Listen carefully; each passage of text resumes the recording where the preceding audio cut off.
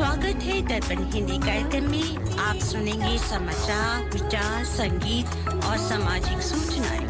Radio 2000 98.5 FM, multicultural radio.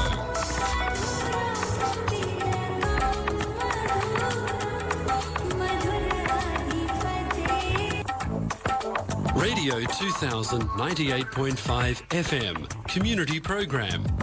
सामाजिक हिंदी कार्यक्रम दर्पण आकाशवाणी 2098.5 FM।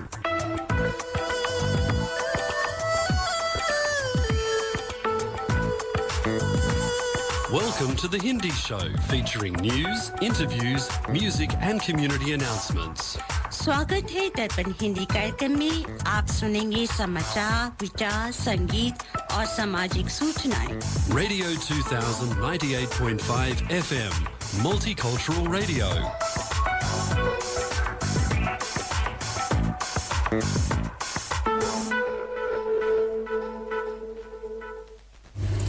आज रविवार युगात 5126 कलयुग विक्रम संवत 2082 शुक्ल पक्ष की प्रतिपदा 24 अगस्त 2025 है। दर्पण के सुनने वाली सभी श्रोताओं को पूनम की नमस्ते। इस सप्ताह के समाचार इस प्रकार हैं। दिल्ली की मुख्यमंत्री रेखा गुप्ता पर बुधवार 20 अगस्त को उनके आवास पर हमला हुआ। जन सुनवाई के बहाने पहुंचे गुजरात के राजकोट के एक शख्स ने उन पर अचानक हमला किया। अब आईबी स्पेशल सेल और खुफिया एजेंसीज के साथ संयुक्त रूप से आरोपी को गिरफ्तार कर पूछताछ कर रही है। सभी हमले की वजह तलाशने में लगे हैं। सीएम ऑफिस ने इस हमले को मुख्यमंत्री की हत्या की सुनियोजित साजिश करार दिया है। रेखा गुप्ता के हाथ, कंधे और सिर पर चोट आई है। पुलिस ने हमले के सिलसिले में हत्या के प्रयास के आरोप में एक प्राथमिकी भी दर्ज की है। रेखा गुप्ता पर हमले का मामला तूल पकड़ता जा रहा है। आम आदमी पार्टी और बीजेपी के बीच राजनीतिक आरोप प्रत्यारोप तेज हो रहा है। इस मामले के उपरांत रेखा गुप्ता ने यह बयान जारी किया कि अब उनका जन सुनवाई कार्यक्रम उनके आवास तक ही सीमित नहीं रहेगा। जन सुनवाई कार्यक्रम का आयोजन अब हर विधानसभा क्षेत्र में किया जाएगा। रेल मंत्री अश्विनी वैष्णव ने बिहार को लेकर बड़ा ऐलान किया है। दिवाली और छठ पूजा को लेकर बिहार के अगले 2 महीने में 12,000 स्पेशल ट्रेन्स चलाई जाएंगी। साथ ही बक्सर में लखीसराय के बीच तीसरी और चौथी रेल लाइन बनाई जाएगी। 4 अमृत भारत एक्सप्रेस ट्रेन्स गया से दिल्ली, सरहजा से अमृतसर, छपरा से दिल्ली और मुजफ्फरपुर से हैदराबाद के बीच चलेंगी। 22 अगस्त को वैशाली और कोडरमा के बीच मेमू फास्ट पैसेंजर ट्रेन का पीएम मोदी ने उद्घाटन किया। संसद का मॉनसून सत्र बिहार में मतदाता सूची के सघन पुनरीक्षण एसआईआर को लेकर विपक्ष के विरोध में घुल गया। विपक्षी दलों ने बिहार वोटर लिस्ट के मामले पर संसद के अंदर और बाहर लगातार हंगामा और विरोध प्रदर्शन किया। इस वजह से एक विधायक को छोड़कर बाकी सारे बिल हंगामे के बीच पारित हुए। विपक्ष ने कई महत्वपूर्ण विधायकों पर हुई चर्चा में हिस्सा भी नहीं लिया। इस मॉनसून सत्र में लोकसभा में 12 और राज्यसभा में 14 बिल पारित किए गए। ऑनलाइन गेमिंग बिल राज्यसभा में मॉनसून सत्र के अंतिम दिन गुरुवार 21 अगस्त को पारित किया गया। इन सभी बिल्स में सबसे महत्वपूर्ण बिल है ऑनलाइन मनी गेमिंग बिल। इसको लेकर केंद्र सरकार ने एक नया कदम उठाया है। संसद में promotion and regulation of online gaming bill pass हो गया है। इस विधायक का मकसद भारत को दुनिया की गेम डेवलपमेंट राजधानी बनाना है। भारत में लंबे समय से स्किल गेमिंग बनाम चांस गेमिंग को लेकर कानूनी अस्पष्टता चल रही थी। गेमिंग कंपनीज का जब भी पर कोई कार्रवाई की जाती तो वह दलील देती कि उनका गेम किस्मत पर नहीं बल्कि कौशल पर आधारित है। भारत में गेमिंग का बड़ा इकोसिस्टम मौजूद है। सरकार का मानना है कि इस इकोसिस्टम के जरिए भारत को गेम डेवलपमेंट के क्षेत्र में वैश्विक स्तर पर स्थापित किया जा सकता है। इस उद्देश्य को हासिल करने के लिए नीतिगत सपोर्ट और इंफ्रास्ट्रक्चर का विकास जैसे कई कदम उठाए जाएंगे। यह विधेयक गेम इंडस्ट्री के विभिन्न रूपों को अलग करता है। एक रूप लत और हानिकारक व्यवहार से जुड़ा है तो वहीं दूसरा हिस्सा सकारात्मक है जो गेम डेवलपमेंट, रचनात्मक और शिक्षा पर केंद्रित है। सरकार का इरादा है इसी दूसरे हिस्से को बढ़ावा देना। भारत ने अपनी सामरिक क्षमता का जोरदार प्रदर्शन करते हुए अग्नि 5 बैलिस्टिक मिसाइल का सफल परीक्षण किया। स्ट्रैटेजिक कमांड SFC द्वारा ओडिशा के चांदीपुर स्थित इंटीग्रेटेड टेस्ट रेंज से यह लॉन्च किया गया। रक्षा मंत्रालय के मुताबिक मिसाइल ने सभी ऑपरेशनल और टेक्निकल पैरामीटर को पूरा किया और इस लक्ष्य को सटीकता से भेदा। परीक्षण से पहले बंगाल की खाड़ी में नोटिस ऑफ एयरमैन जारी किया गया। पीएम मोदी ने इस मिशन को दिव्य अस्त्र का नाम दिया है। भारत की आर्थिक राजधानी मुंबई आजकल सुर्खियों में है। मुंबई में चलने वाली मोनो रेल आजाद भारत की सबसे पहली मोनोरेल है। इसे 2014 में शुरू किया गया था। यह मुंबई के उत्तर पूर्वी उपनगर चेंबूर को मध्य मुंबई से 7 इलाकों को जोड़ती है। मंगलवार 19 अगस्त को करीब 5:30 बजे 500 मुसाफिरों की जान फंस गई जब 40 फुट की ऊंचाई पर चल रही यह मोनोरेल अचानक बंद हो गई। इस वजह से यात्री बेहाल हो गए। करीबन 2 घंटे की मशक्कत के बाद दमकलकारियों ने सभी यात्रियों को रेल से निकाला। साल 2017 में भी इस तरह की एक वारदात हुई थी जब डिब्बों में आग लग गई और यह एक भरोसेमंद यात्रा का माध्यम नहीं साबित हुई। माना जा रहा है कि लगातार घाटे में चल रही मोनोरेल को या तो बंद कर दिया जाएगा या फिर नए तरीके से इसे संरचित किया जाएगा। भारतीय अंतरिक्ष अनुसंधान संगठन इसरो ने 23 अगस्त को राष्ट्रीय अंतरिक्ष दिवस के मौके पर भारतीय स्पेस स्टेशन BAS की झलक दिखा दी।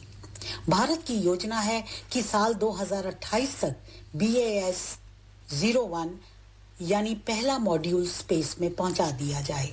वहीं 2035 तक स्पेस में अपना खुद का स्टेशन बना लिया जाए। इससे भारत उन चुनिंदा देशों के ग्रुप में शामिल हो जाएगा जिसके खुद के स्पेस स्टेशन हैं। पीएम मोदी ने स्पेस डे पर अपने वीडियो मैसेज में कहा कि इस बार स्पेस डे थीम आर्यभट्ट से गगनयान तक है। इसमें अतीत का आत्मविश्वास भी है और भविष्य का संकल्प भी। सोने के बाद अब चांदी के आभूषणों में मिलावटखोरी पर अब पूरी तरह से शिकंजा कसने वाला है। 1 सितंबर से चांदी के गहनों पर भी हॉल मार्किंग में 6 डिजिट का कोड होगा जो उसकी शुद्धता बताएगा। नवरात्रि और दिवाली जैसे त्योहारों के पहले सरकार का ये बड़ा कदम ग्राहकों के लिए बड़ा हथियार साबित होगा। दिल्ली में आवारा कुत्तों की तादाद को देखते हुए सुप्रीम कोर्ट ने आदेश दिया कि उन्हें उठाकर शेल्टर होम में डाल दिया जाए, परंतु 21 अगस्त को सुप्रीम कोर्ट ने इसमें एक संशोधन किया कि सभी आवारा कुत्तों को नसबंदी कराने के बाद उन्हें उनके ही इलाकों में छोड़ा जाएगा। कोर्ट ने यह भी आदेश दिया कि रेबीज से प्रसिद्ध और अग्रेसिव कुत्तों को नहीं छोड़ा जाएगा और कुत्तों को सड़क पर खाना खिलाए जाने पर भी रोक लगाई जाएगी। डॉग लवर्स ने सुप्रीम कोर्ट के पहले आदेश पर इंडिया गेट पर रैली निकाली, इसीलिए कोर्ट का दूसरा संशोधित आदेश जारी किया गया। मध्य प्रदेश खनिज नीलामी के क्षेत्र में देश में अग्रणी बन गया है। मुख्यमंत्री डॉक्टर मोहन यादव ने के नेतृत्व में राज्य के 2022-23 से 29 खनिज ब्लॉक्स की नीलामी कर देश में पहला स्थान प्राप्त किया है। खनिज संसाधनों की प्रचुरता, निवेश, अनुकूल नीतियों और नवाचारों से मध्य प्रदेश माइनिंग कैपिटल बन गया है। खेल समाचारों में बीसीसीआई ने एशिया कप 2025 के भारतीय टीम का ऐलान कर दिया है। मुख्य चयनकर्ता ने 15 सदस्यीय टीम का ऐलान किया है। सूर्य कुमार यादव टीम के कैप्टन हैं और शुभमन गिल उप कैप्टन बने हैं। एशिया कप 2025 का आगाज 9 सितंबर से होने वाला है, जिसमें भारत पाकिस्तान 14 सितंबर को आमने सामने होंगे। खेल मंत्रालय ने 21 अगस्त को कहा कि भारत पाकिस्तान किसी भी द्विपक्षीय खेल मुकाबलों में शामिल नहीं होंगे, लेकिन क्रिकेट टीम को अगले महीने बहुपक्षीय एशिया कप खेलने से नहीं रोका जाएगा। भारतीय टीम्स पाकिस्तान में प्रतियोगिताओं में भाग नहीं लेंगी और न ही पाकिस्तान टीम्स को भारत में खेलने की अनुमति दी जाएगी। फिल्म समीक्षा में लोकेश कनगराज के डायरेक्शन में बनी रजनीकांत स्टारर कुली फिल्म स्वतंत्रता दिवस पर रिलीज हुई। सोशल मीडिया पर नागार्जुन और आमिर खान की खूब तारीफ हो रही है। थलाइवा रजनीकांत के फिल्म इंडस्ट्री में 50 साल पूरे होने की खुशी में लोकेश कनगराज ने उन्हें ट्रिब्यूट देते हुए यह पावर पैक मास एंटरटेनर फिल्म कुली रिलीज की है। इस फिल्म में श्रुति हसन, नागार्जुन, सत्यराज और आमिर खान जैसे सितारे हैं। यह बिग बजट फिल्म है। रजनीकांत को खूंखार विलन बने नागार्जुन और सोबिन शाहिर से अपने दोस्त की मौत का बदला लेते हुए दिखाया गया है। श्रुति हसन और रजनीकांत के बीच बाप बेटी की खूबसूरत बॉन्ड को भी दिखाया गया है। फिल्म का पहला भाग काफी सॉलिड है। इस फिल्म का क्लाइमेक्स भी जबरदस्त है। कुली की कहानी जिस तरह खूनी खेल से शुरू होती है, वैसे ही खत्म भी होती है। डायरेक्शन के नजरिए से देखें तो लोकेश ने एक अच्छी एक्शन पैक्ड फिल्म डायरेक्ट की है। यह एक रिवेंज स्टोरी है, तो यदि आपको एक्शन पसंद है तो यह फिल्म जरूर देखें। वित्तीय समाचारों में दिल्ली सराफा बाजार बंद होने तक स्टैंडर्ड सोने का भाव 1,16,020 रुपए है प्रति 10 ग्राम है। डॉलर की विनिमय दरें इस प्रकार हैं: अमेरिकन डॉलर 87 रुपए 31 पैसे, ऑस्ट्रेलियन डॉलर 56 रुपए 70 पैसे। इसी के साथ इस सप्ताह के समाचार समाप्त हुए। श्रोताओं, आज आप प्रोग्राम सुन रहे हैं प्रदीप उपाध्याय जी के साथ में। प्रदीप जी नमस्कार। धन्यवाद यतीन जी, और दर्पण के सभी श्रोताओं को प्रदीप उपाध्याय का नमस्कार। आशा करते हैं पिछले 2 हफ्ते की बारिश वाले मौसम के बाद आज ताजी धूप में सवेरे सवेरे, लेकिन आज आप गाने तो बरसात वाले लेके आए। बिल्कुल कोई बात नहीं, और अगले 2 घंटे मैं और यतीन जी आपकी सेवा में प्रस्तुत रहेंगे। जी। और आज हमारे साथ 2 मेहमान भी हैं जो अपने अपने विषयों के विशेषज्ञ और अपने कार्य क्षेत्रों में स्थापित व्यक्तित्व भी हैं। उनसे भी हम कार्यक्रम के दौरान बातचीत करेंगे और सामयिक मुद्दों पर चर्चा करेंगे। और उसके अलावा यतीन जी, आज आप फिल्म के टिकट्स भी लाए हैं, तो श्रोताओं के लिए एक नया आकर्षण है। बंगाल फाइल है, उसका सुना है कि काफी लोगों को टच कर रहा है। प्रदीप जी, लोगों को जानकारी हो रही है कि क्या हुआ, जानकारी हो रही क्या हुआ, कितनी लाखों लोगों की जान गई, अब जानकारी हो रही। क्या बात है। आप एक और लेके आए हैं, हिस्ट्री ऑफ इतिहास, उसके बारे में भी बातचीत करेंगे हम लोग। तो चलिए कार्यक्रम को बिल्कुल आगे बढ़ाते हैं, और मैं यदि अनुमति हो तो मैं आज का विचार प्रस्तुत करूं। जी।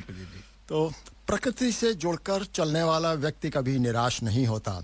सादगी भरा जीवन हमें भीतर से हल्का और बाहर से सुंदर बनाता है। पेड़ों, नदियों और आकाश से सीखिए, वे बिना स्वार्थ के सबको देते हैं। जितने सरल विचार, जीवन उतना ही सुखमय। कुल मिलाकर प्रकृति के करीब रहना ही असली सुख और शांति की कुंजी है। जी, बहुत अच्छा विचार है। तो एक अच्छा भजन भी लेके आए तो उसको सुना देते हैं अपने श्रोताओं को।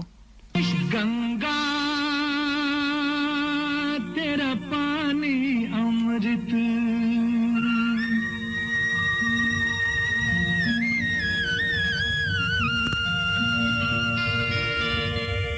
गंगा तेरा पानी अमृत झरझर बहता जाए।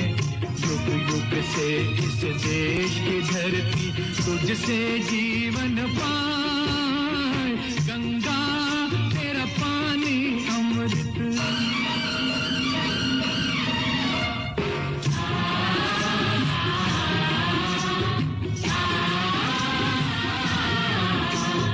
दूर हिमालय से तू आई गीत सुहानी गाती।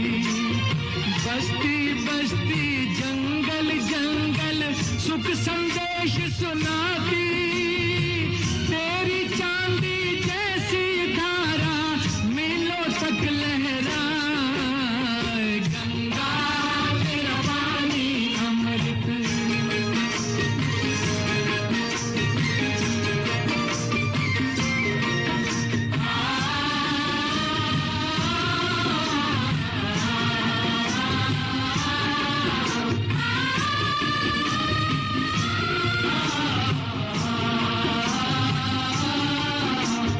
कितने सूरज उभरे डूबे गंगा तेरे द्वारे।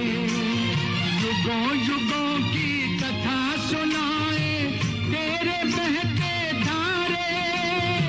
तुझको छोड़ के भारत का इतिहास लिखा ना जाए। गंगा तेरा पानी अमृत झरझर बहता जाए। युग युग से इस देश की धरती तुझसे जीवन पाए। गंगा तेरा पानी अमृत,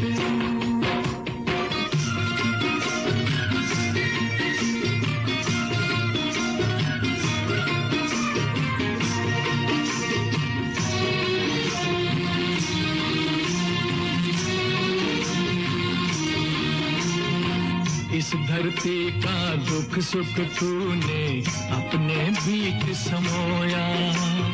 जब जब देश गुलाम हुआ है तेरा पानी रोया। जब जब हम आजाद हुए हैं तेरे तट मुस्कान। गंगा तेरा पानी अमृत झरझर बहता जाए। युग युग से इस देश की धरती तुझसे जीवन पाए। गंगा तेरा पानी अमृत,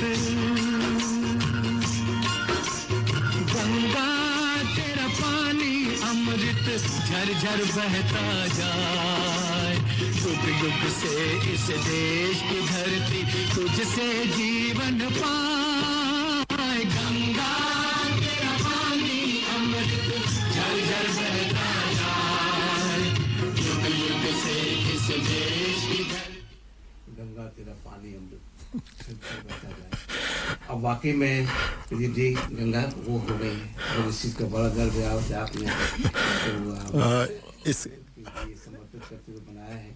इसका एक और कारण है यतीन जी, एक्चुअली अगस्त का महीना जो है वो हमारा जैसे सावन का महीना होता है, उसके अलावा जो है हमारा स्वतंत्रता दिवस भी होता है। तो मैं एक तीर से दो शिकार करने का सोच रहा था कि कुछ ऐसा हो जिसमें भजन की भी भावना हो और साथ ही तो कुछ देशभक्ति का भी हो। तो ये जो है इसमें अमृत अच्छी है। इससे जो है लोगों को एक मैसेज जाएगा कि मतलब we should do something to save it.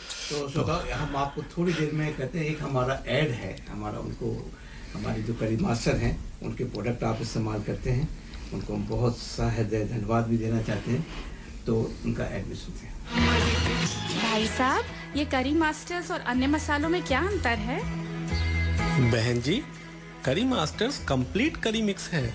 इसमें अनियन, गार्लिक, जिंजर, टमाटर, नमक, मिर्च, हल्दी, धनिया वे सभी मसाले मिले हुए आते हैं। ये बनाने में बहुत ही आसान और खाने में लाजवाब है। It's so easy. इनकी वेबसाइट का एड्रेस है www.currymasters.com.au।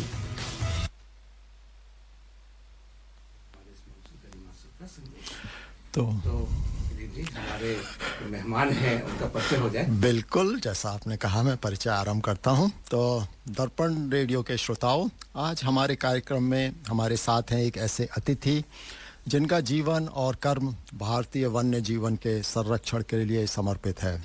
जी हाँ, मैं बात कर रहा हूं श्री सुरेश चंद्र शर्मा जी की।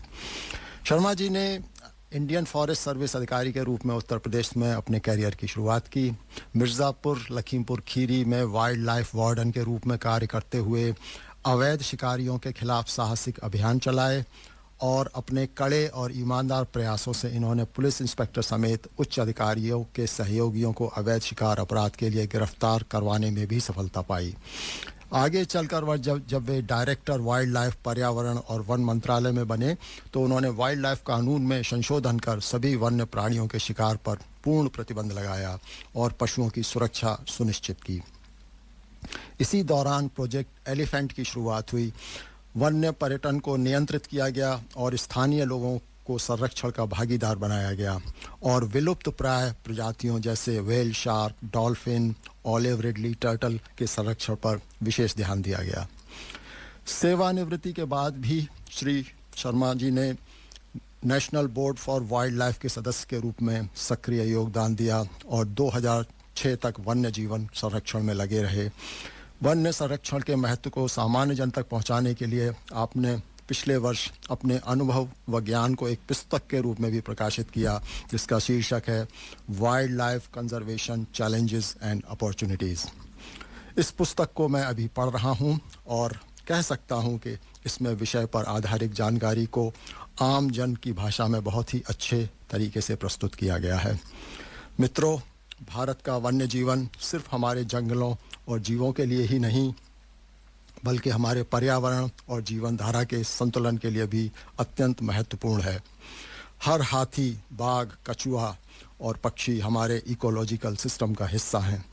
इन्हें सुरक्षित रखना हमारे भविष्य की सुरक्षा करने के समान है। श्री सुरेश चंद्र शर्मा जी, जिनका पूरा जीवन हमारी वन संपदा को बचाने के लिए समर्पित रहा, आज हमारे स्टूडियो में उपस्थित हैं। शर्मा जी, आपका दर्पण हिंदी रेडियो में स्वागत है। जी, मैं दर्पण रेडियो का बहुत आभारी हूं कि उन्होंने मुझे ऑस्ट्रेलिया के भारतीय नागरिकों को या जो यहाँ कार्य कर रहे हैं उनको से मिलने का एक मौका दिया। बहुत सुंदर। और हमको आप जैसे विशेषज्ञ ऑस्ट्रेलिया में आते हैं तो हम लोग भी इस मौके को पूर्ण रूप से बुलाना चाहते हैं और ऑस्ट्रेलिया में आपकी आवाज़ को पहुंचाना के लिए हमारा रेडियो एक माध्यम रहता है। तो चलिए, आपके मूल विषय पर तो हम लोग बाद में बात करेंगे। अभी हमारा 2 घंटे का कार्यक्रम है और हम लोग आगे बात करते रहेंगे, लेकिन हम जानना चाहेंगे कि आप अभी ऑस्ट्रेलिया आए हैं और भारत में आप कहाँ रहते हैं और अपने थोड़ा सा अपने व्यक्तिगत जीवन के बारे में बताइए। ऑस्ट्रेलिया में आपको कैसा लग रहा है? आपने एक साथ कई सवाल पूछे हैं, तो मैं पहले शुरू करूँगा कि मैं एक अध्यापक का बेटा हूँ। मेरी शिक्षा और पालन आगरा के पास एक शहर शिकोहाबाद में हुआ। चूंकि मैं अध्यापक का बेटा था तो मैं अपना एमएससी पास करने के बाद लेक्चरर की पोस्ट पर जो है वो पोस्ट हो गया। पर जैसा होना था, मेरी शादी सन 61 में हुई और मेरी वाइफ एक वनाधिकारी की बेटी थी। जी। तो उसकी वजह से वो हर समय उसी में इंटरेस्टेड रहती थी कि आप वो सर्विस क्यों नहीं ज्वाइन कर लेते हो तो मैं कंपटीशन में अपियर हुआ, भगवान की कृपा से उसमें सेलेक्ट हो गया और उसके बाद मतलब आगे की कहानी जो है बनती गई। तो जो क्रेडिट है ना आपकी पत्नी को जाता है। हाँ, मतलब यदि वन अधिकारी में बना तो उन्हीं की प्रोत्साहन से या उससे बना।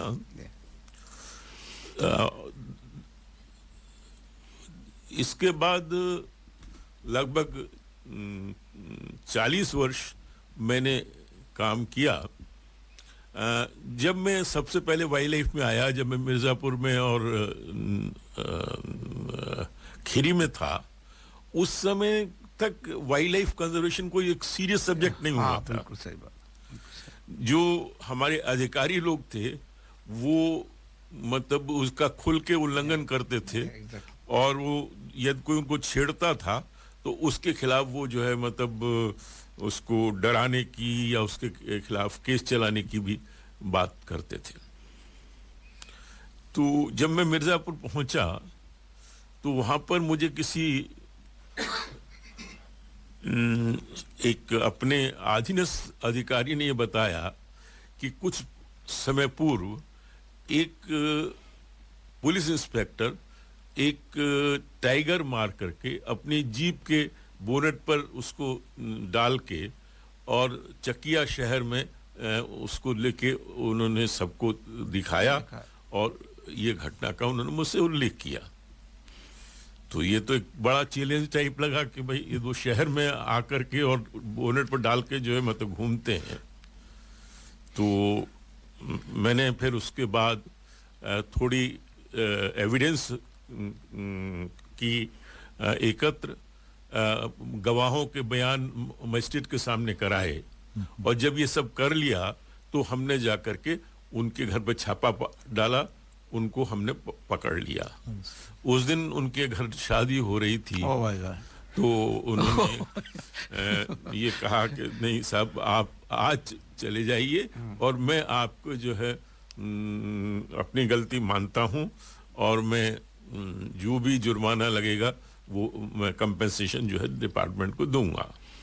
उन्होंने फिर जो है ये कंपेंसेशन दिया और उनका केस इस तरह से समाप्त हुआ। क्या बात है। अच्छा, तो ये तो आपके साहस के मैं अब अभी मौका मिला है तो मैं सलाम करना चाहूँ आप जैसे लोगों की वजह से। नहीं, सही बात है कि भारत में हमेशा ये कहा जाता है कि हर आदमी करप्ट है, उसकी बोली क्या है केवल ये फर्क पड़ता है। अब दूसरी घटना वो इससे भी विचित्र है।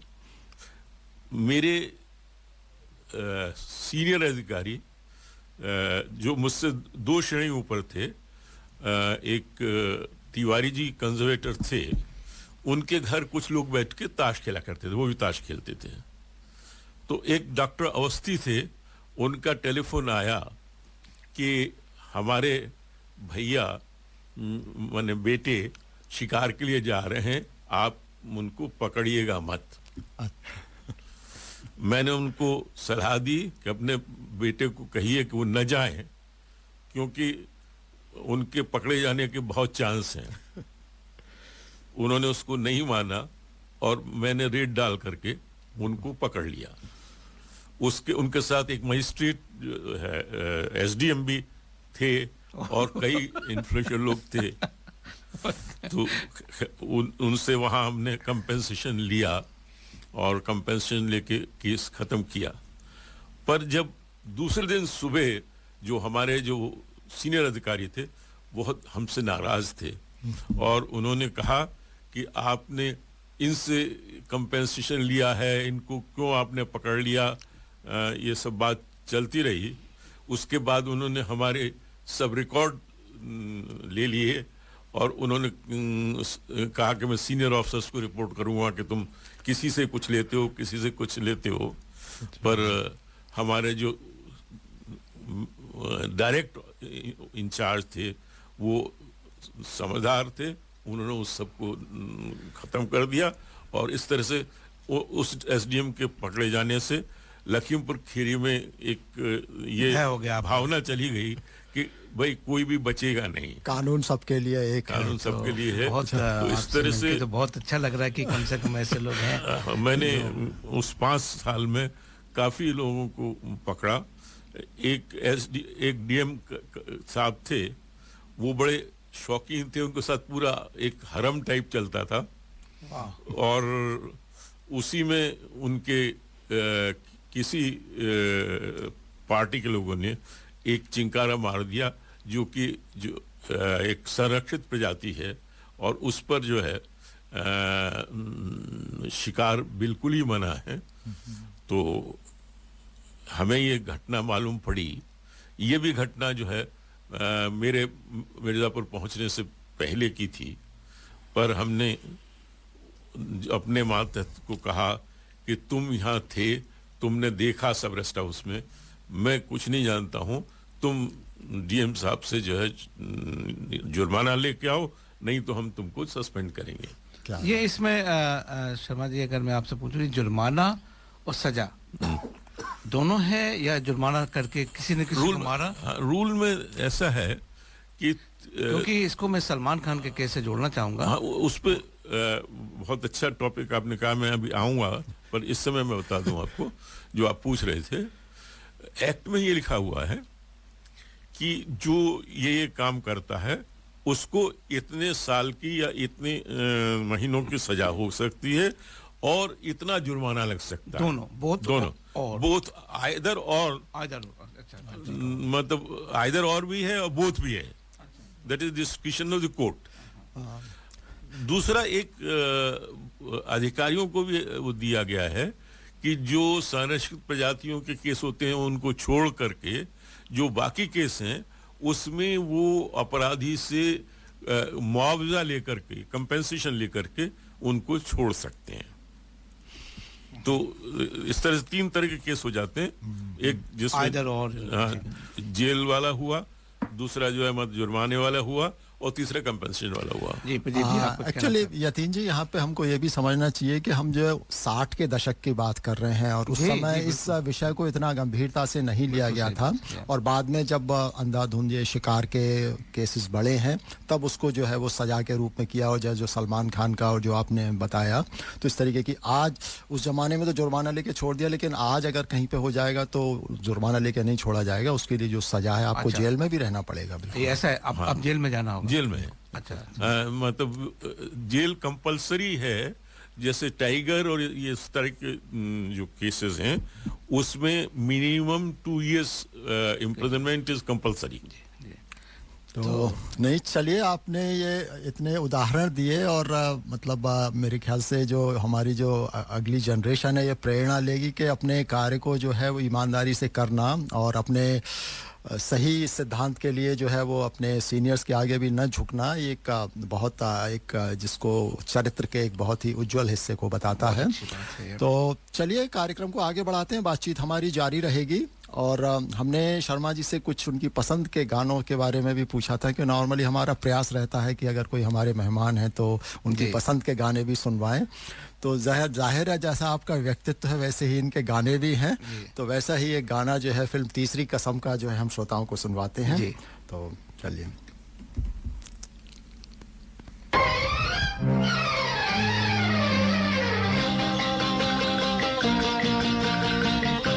सजन रे झूठ मत बोलो, खुदा के पास जाना है, न हाथी है न घोड़ा है, वहाँ पैदल ही जाना है। सजन रे झूठ मत बोलो, खुदा के पास जाना है, न हाथी है न घोड़ा है, वहाँ पैदल ही जाना है। सजन रे झूठ मत बोलो।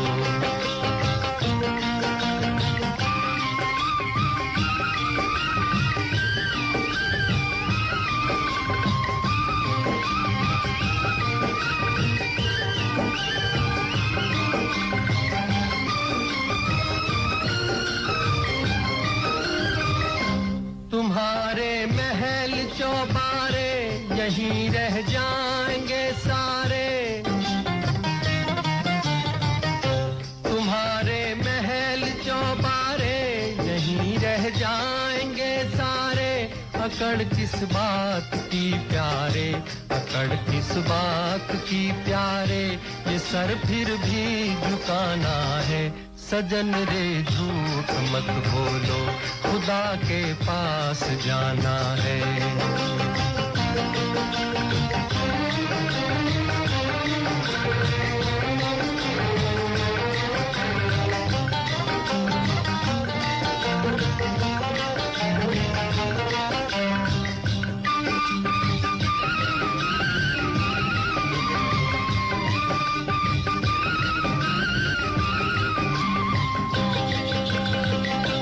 भला कीजिए भला होगा, बुरा कीजिए बुरा होगा।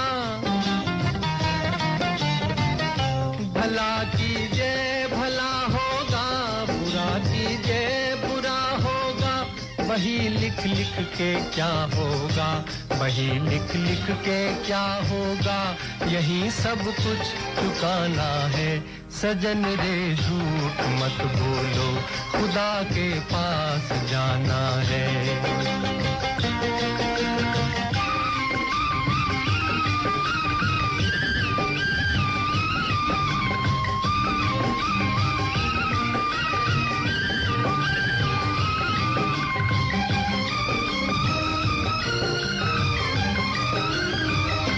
लड़कपन खेल में खोया, जवानी नींद भर सोया। लड़कपन खेल में खोया, जवानी नींद भर सोया। बुढ़ापा देख कर रोया, बुढ़ापा देख कर रोया। वही किस्सा पुराना है। सजन रे झूठ मत बोलो, खुदा के पास जाना है।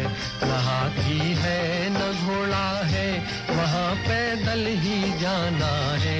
सजन रे झूठ मत बोलो, खुदा के पास जाना है।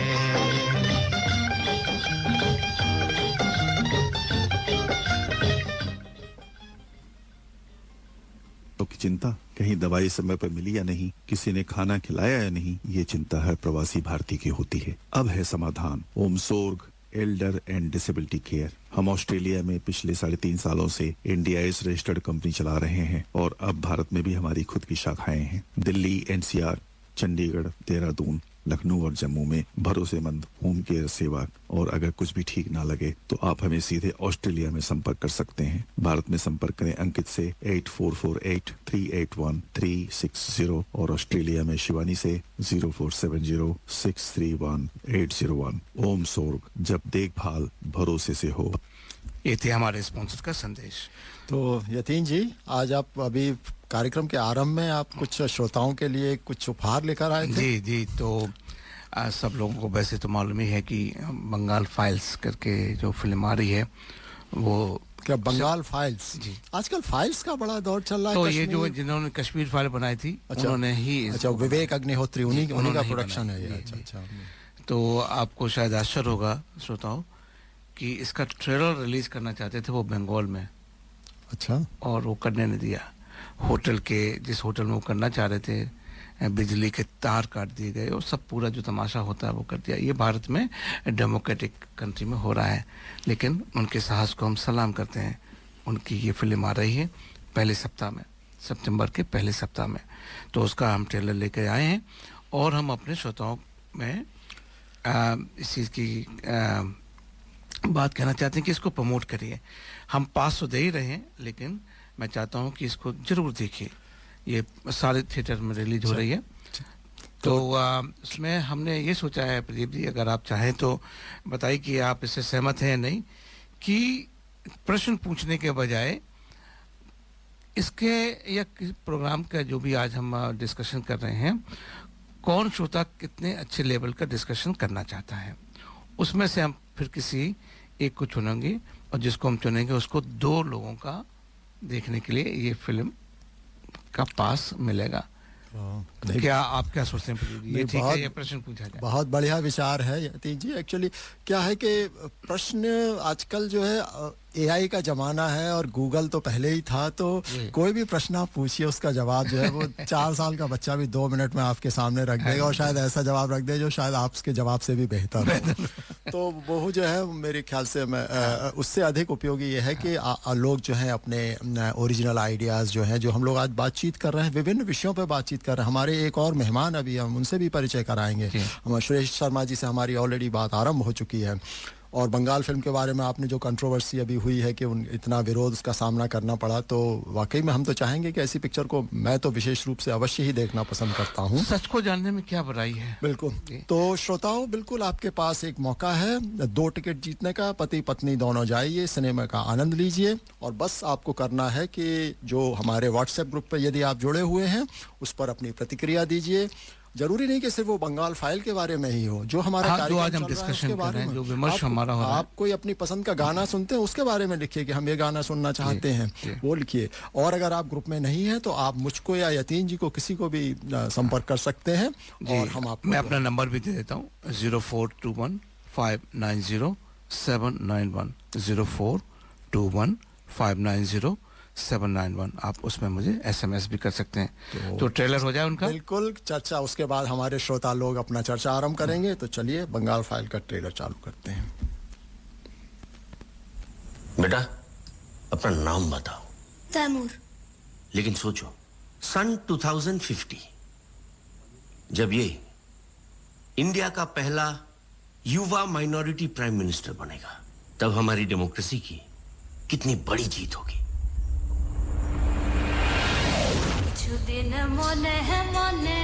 ये भारत नहीं है, ये पश्चिम बंगाल है। पश्चिम बंगाल, यहाँ पे 2 कॉन्स्टिट्यूशन चलता है, एक हिंदुओं का और दूसरा ये मुसलमानों का।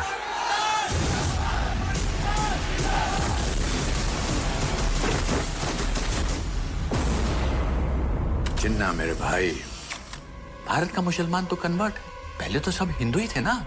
हमारा DNA एक है।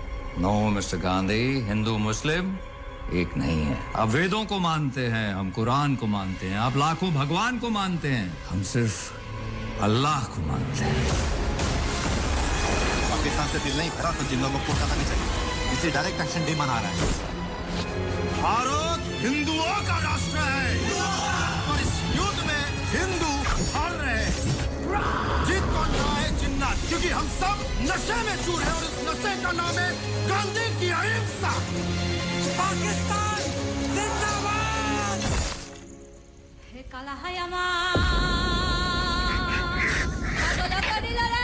दे देते ना थोड़ा सा बंगाल उनको, एक जमीन का टुकड़ा ही तो है। अगर बंगाल पाकिस्तान को दे दोगे तो क्या बंगाली संगीत, बंगाली भाषा, बंगाली खाने को भी दे दोगे? बंगाल को मारोगे तो भारत भारत नहीं रहेगा। जमीन का टुकड़ा नहीं, इंडिया का लाइट हाउस है बंगाल। जब इलीगल इमिग्रेंट्स 10% हो जाते हैं तो ये वोट बैंक बन जाते हैं। 20% हो जाने पर ये अपने राइट्स की डिमांड करते हैं और 30% होते ही नई कंट्री की डिमांड करते हैं।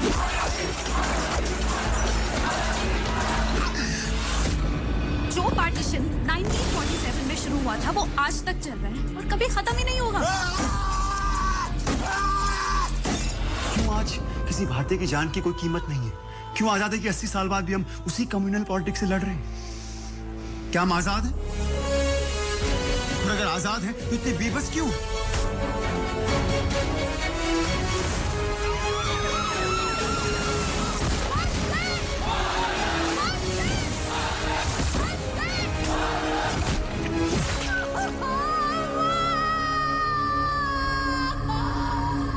ये पार्टीशन आज खत्म नहीं, शुरू हुआ है।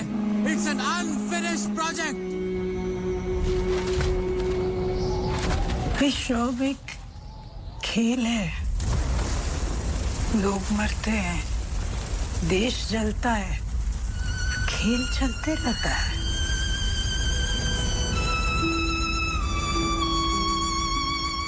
तो बता सकता है इसमें से We the people of Bharat कौन है? भारतीय तो है।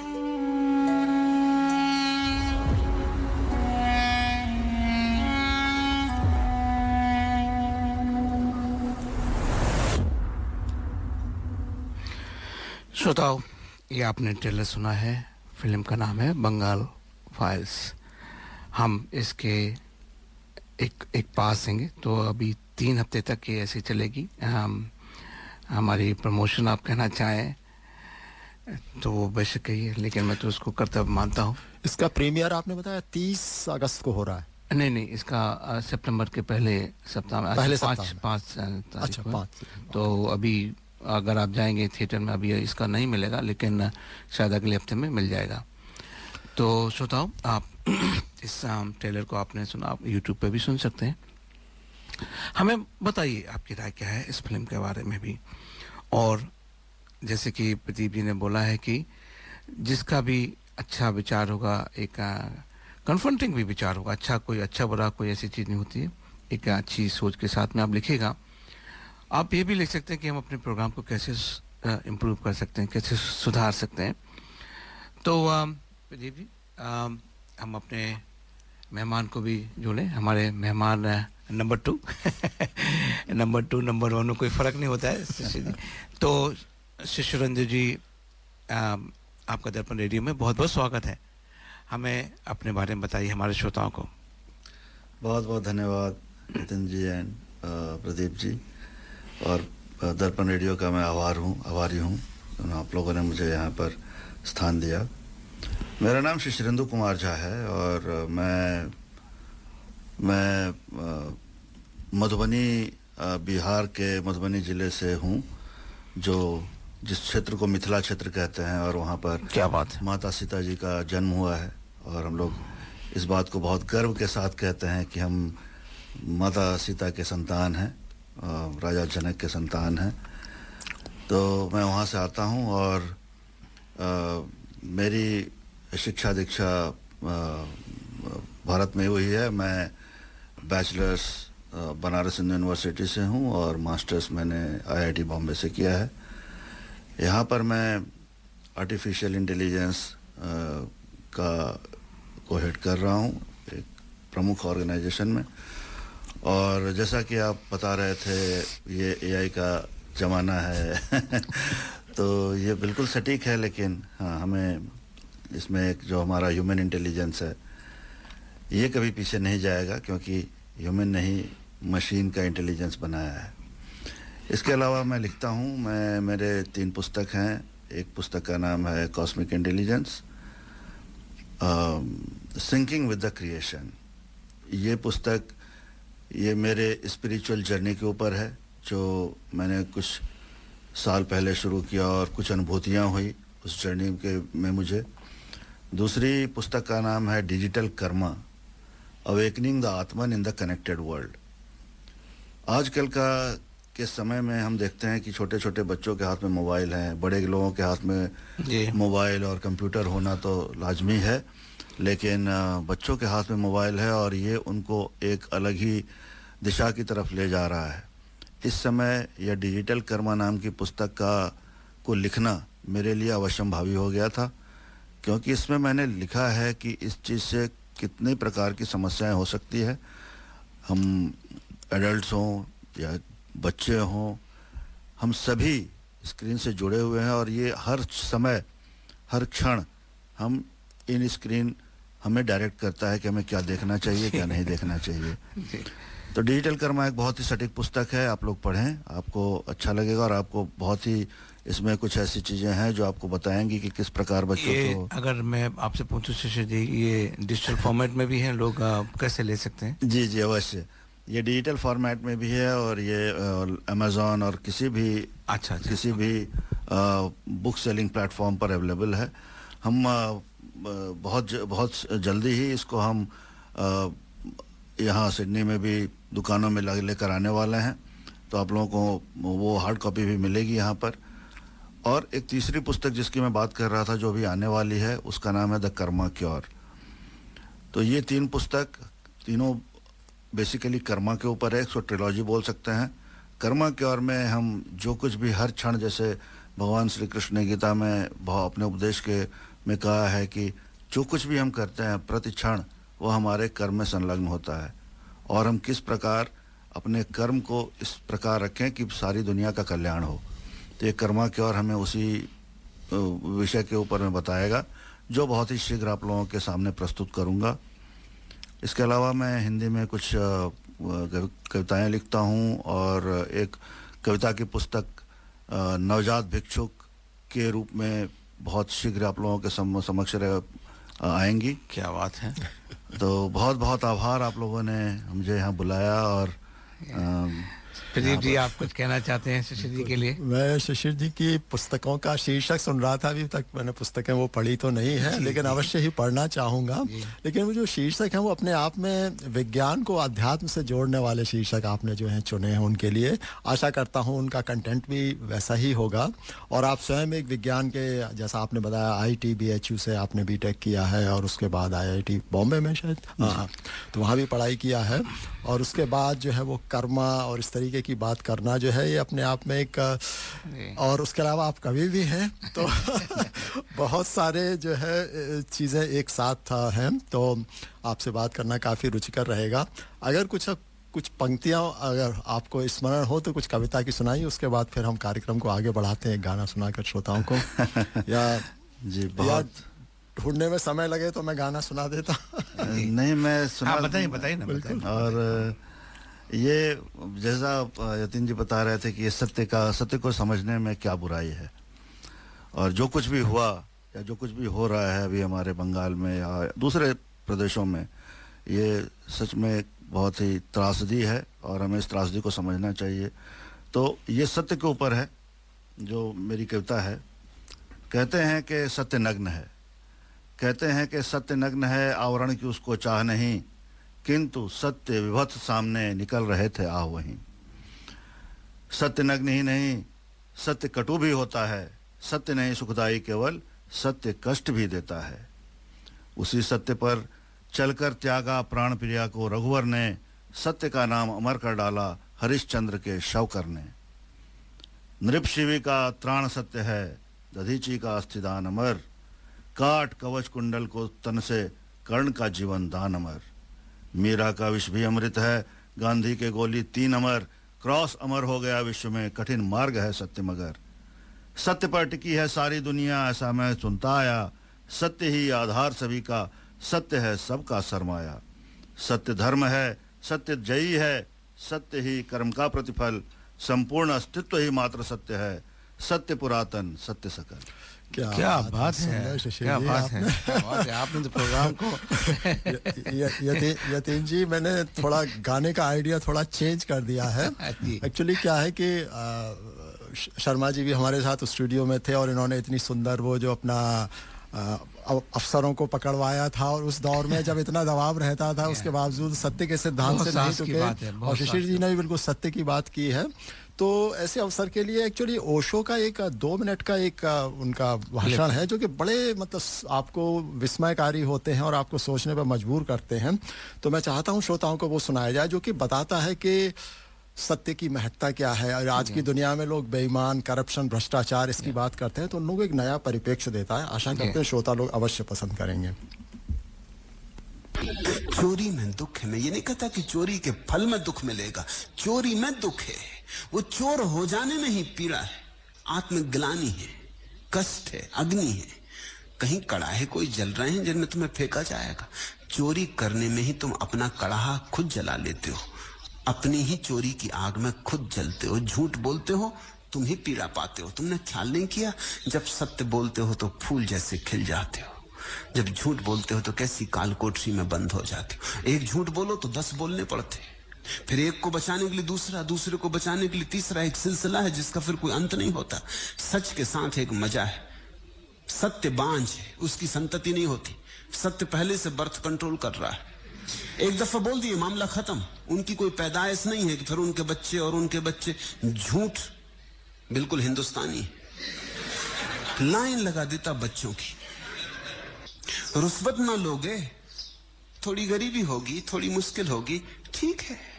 मैं तुमसे कह भी नहीं रहा कि तुम ईमानदार रहोगे तो छप्पड़ खोल के परमात्मा तुम्हारे घर में धन बरसा देगा। और जो तुमसे ऐसा कहते हैं वो झूठे, और वो तुम्हें धोखा देते, और उनके कारण दुनिया में बड़ी बेईमानी। मेरे पास लोग आते हैं, वो कहते हैं हम ईमानदार हैं लेकिन बेईमान मजा कर रहे हैं। मैंने कहा तुमसे कहा किसने कि ईमानदार मजा करेंगे? जिनने कहा उनने तुम्हें धोखा दे दिया। वो मजे की बात ही तो बेईमान बनने का सूत्र है। बेईमान मजे कर रहे हैं और तुम ईमानदार हो, तुम मजा नहीं कर रहे। मजा क्या है? वो कहते हैं बेईमानों ने बड़ा मकान बना लिया। तो अगर बड़ा मकान बनाना है तो तुम बड़ा उपाय कर रहे हो। तुम बेईमानी की तकलीफ भी नहीं भोगना चाहते हो, बड़ा मकान भी बनाना चाहते हो ईमानदार रह के। ईमानदार हो तो मकान छोटा ही रहेगा। तुमने बड़े मकान में रहते आदमी को सुखी देखा? मुश्किल से देखोगे। बहुत धन में सुख होता है ऐसा तुमसे कहा किसने? नहीं, लेकिन तुम बाहर का रखरखाव देखते हो। तुम्हारा दिल भी तो इन्हीं चीजों पर है कि मकान तो हमारे पास भी बड़ा हो, कार हमारे पास भी बड़ी हो, धन का अंबार लगे और लग जाए ईमानदारी से और रुश्वत लेना ना पड़े और हम अपनी माला जपते ध्यान भी करते रहें और ये सब चीजें भी साथ आ जाएं। तुम असंभव की मांग कर रहे हो, तो फिर तो बेईमान के साथ अन्याय हो जाएगा। बेचारा बेईमानी भी करे, बेईमानी की तकलीफ भी भोगे, बेईमानी का नरक भी झेले और बड़ा मकान भी ना बना पाए। तुम ईमानदारी का भी मजा लो, बड़े मकान का भी। दोनों हाथ लड्डू। एक हाथ उसको भी लेने दो, वो काफी तकलीफ झेल रहा है और जितनी तकलीफ झेल रहा है उतना उसको मिल नहीं रहा है। इतना मैं तुमसे कह देता हूं, जो मिल रहा है वो कूड़ा करकट है। तकलीफ वो बहुत बड़ी झेल रहा है, आत्मा बेच रहा है और कचरा इकट्ठा कर रहा है। लेकिन तुम्हारी नजर भी कचरे पे लगी। तुम कहते देखो उसके पास कचरे का कितना ढेर लग गया, हमारे पास बिल्कुल नहीं। यहां कोई कचरा डालता ही नहीं। हम बैठे रहते हैं सड़क के किनारे, यहां कोई कचरा डालता नहीं। बेईमानों के पास लोग कचरा डाल रहे हैं। नहीं, तुम्हारी नजर खराब है। तुम बेईमान हो और कायर हो। तुम बेईमानी की हिम्मत भी नहीं करना चाहते और तुम बेईमान को जो मिलता है बेईमानी से वो भी पाना चाहते हो। रुश्वत लेना पाप हो, ना लेना कोई पुण्य नहीं है। चोरी करना पाप हो, ना करना कोई पुण्य नहीं है। इसको ख्याल में रखो। इतने से कुछ नहीं होगा कि तुमने चोरी नहीं की। चोरी नहीं की तो ठीक है, तुम चोरी करने की तकलीफ से बच गए। और चोरी करने की तकलीफ से जो थोड़े बहुत सुख का प्रलोभन मिलता है, आशा बनती है, उससे भी तुम बच गए।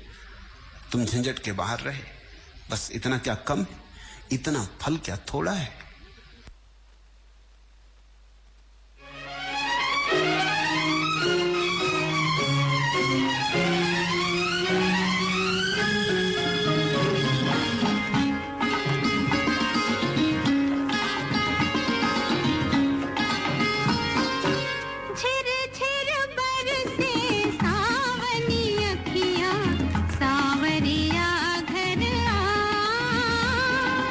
सावरिया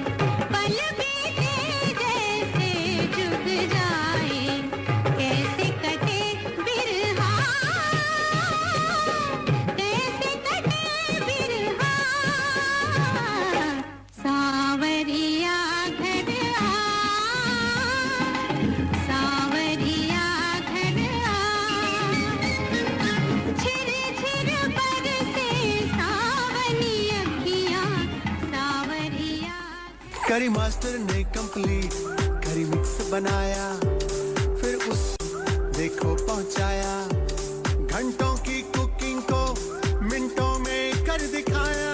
वाह वाह वाह बढ़िया खाना बन के आया। करी मास्टर ने जादू चलाया, करी मास्टर ने कंप्लीट करी मिक्स बनाया। Curry Masters Complete Curry Mix available at all leading spice shops. ये थे हमारे स्पॉन्सर करी मास्टर का संदेश। तो प्रदीप जी प्रोग्राम तो थोड़ा सा बिल्कुल, और मुझे अनएक्सपेक्टेड हो रहा है थोड़ा सा। सबसे अधिक प्रसन्नता इस बात की है कि जो ओशो का जो डिस्कोर्स में लाया था वो एक्चुअली मैं शर्मा जी के लिए लेके आया था, क्योंकि जब आपसे मैंने उस घटना के बारे में सुना कि हाँ अपना सरकारी नौकरी में काम करते हुए दबावों के बावजूद आप अपने जो है वो सिद्धांत पर बने रहते हैं, तो ऐसे मौके पे कई बार आपको प्रलोभन भी आते हैं और इस पे कई पिक्चरें भी बन चुकी हैं और कई बार घर के अंदर आदमी को जो है विरोध का सामना करना पड़ता है। तो ऐसे में यदि अपने मूल सिद्धांतों पर यदि आदमी टिका रहता है तो वह एक बिल्कुल अनुकरणीय है। और ऐसे मौक़ों के लिए मुझे ये ओशो का जो है 2 मिनट का भाषण जो है बहुत ही उचित लगता है। बहुत ही तार्किक रूप से उन्होंने जो है वो सत्य की महत्ता को बताया है। हाँ वही है ना कि अगर आप अपने आप को अगर ईमानदार कहते हैं तो उसकी कीमत तो है ना। आपको जो बड़े घर का है वो तो फिर नहीं हो सकता ना। और ओशो एक ऐसे विचारक हैं जिन्होंने लगभग हर विषय पर अपने विचार प्रकट किए हैं और सबसे गहन विचार उनका भगवान के ऊपर में है और वो स्वयं को भी भगवान बोलते थे और भगवान बोलकर और उन्होंने इस बात का खंडन भी किया कि मैं भगवान हूं लेकिन मैं भगवान नहीं हूं। बात सही है। आप किस नजरिए से देखते हैं? हाँ, जो भारतीय और जो आप सनातनी की वो है कि हर चीज का द्वंद है। अगर दिन है तो रात है, वो साथ साथ है। बिल्कुल। तो भगवान है, भगवान नहीं भी है। बिल्कुल। लेकिन इसमें एक चीज मैं यतीन जी बोलना चाहूंगा कि जैसे ही भगवान की सत्ता समाप्त होती है लोग बेचैन हो जाते हैं, क्योंकि ये संपूर्ण विश्व जो है जब हम परेशान होते हैं, जब हमें कोई रास्ता नहीं नजर आता है तो बस हम भगवान के सामने में हाथ जोड़कर खड़े हो जाते हैं और चाहते हैं कि भगवान हमें मार्ग दिखाए। परंतु समस्या ये है, जब ओशो कि ये मेरे अपने विचार हैं, जो जितना मैंने ओशो को सुना है, उन्होंने जब कहा कि भगवान नाम की कोई वस्तु नहीं है, जो हो वो तुम स्वयं हो, तुम भगवान हो।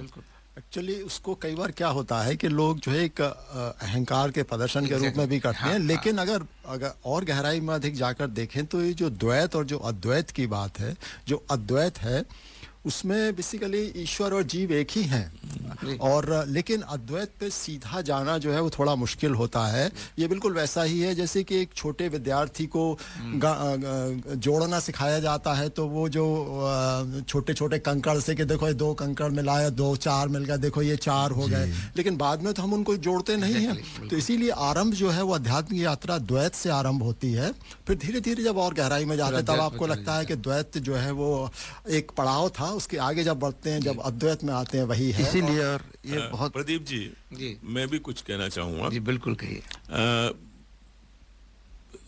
जो बोला कि भगवान है और नहीं है, तो ओशो जो कहते हैं वो तुलसीदास जी की रामायण में भी आया हुआ है। हमारा पूरा जो सनातन धर्म में द्वैत और शंकराचार्य ने मनोबुद्धि अहंकार न चित्तानि नाहम न श्रोत्र जिह्वे न घ्राण नेत्रे न च व्योम भूमि न तेजो न वायु तो चिदानंद रूपा शिवम। तो ईश्वर जो है वो है या नहीं है, वो जो है इस पर डिबेट हमेशा चलती रही है। पर सबसे दिक्कत ये है कि ईश्वर का प्रयोग हमारे बचपन में हमको सही रास्ते पर चलाने के लिए किया जाता था। जी हमारे बाबा हमको ध्रुव की कहानी समझा के कहते थे सच बोलना जरूरी है या ये करना जरूरी है। इस समय भगवान का उपयोग वैभव कमाने के लिए किया जाता है, व्यापार की तरह करते व्यापार हैं। की तरह से किया जाता है, उसको अपनी गलतियां छिपाने के लिए किया जाता है। तो भगवान है और नहीं भी है, और उसका प्रयोग भी जो आदमी की जो परिप्रेक्ष्य होगा, जो हमारी सोच का, वो रहेगा। जहां तक ओशो का बात है, ओशो भगवान और न भगवान के चक्कर में मैं नहीं मानता हूं। ओशो जो बात कहते हैं वो आपके जो सीधे आपके कलेजे में जाती है और आपको जो है मतलब एक डायरेक्ट मैसेज देती है। उसके लिए वो बहुत अच्छी कहानियां बना के लाते हैं। इसी में एक मुझे याद आ रहा है, एक मिनट सब, कि उन्होंने एक कहानी ये बताई कि एक आदमी, उनका पड़ोसी, वो बीमार था और उसकी तबीयत बहुत खराब थी। वो उसको अस्पताल ले जाना था। वो बोलता है कि पैसे कौन देगा? ओशो ने बोला पैसे मैं दूंगा। ओशो उनको ले गए, वो मर गए। मरने के बाद उनकी, तब तक उन्होंने चाबी अपने उसमें सटा के रखी, और जब उनके घर आए तो उसमें मतलब काफी पैसा वगैरह सब उपलब्ध था। तो आदमी जो एक धन बटोरने की जो हमारी जो इच्छा है रहते हैं हम, उसको ओशो जो है एक जागृति पैदा करना चाहते हैं। वो कहते हैं कि आप जो है अपने सद्मार्ग पर चलें, और ये जो मतलब ये सब जो वैभव या पद के लिए जो है लोभ न करें।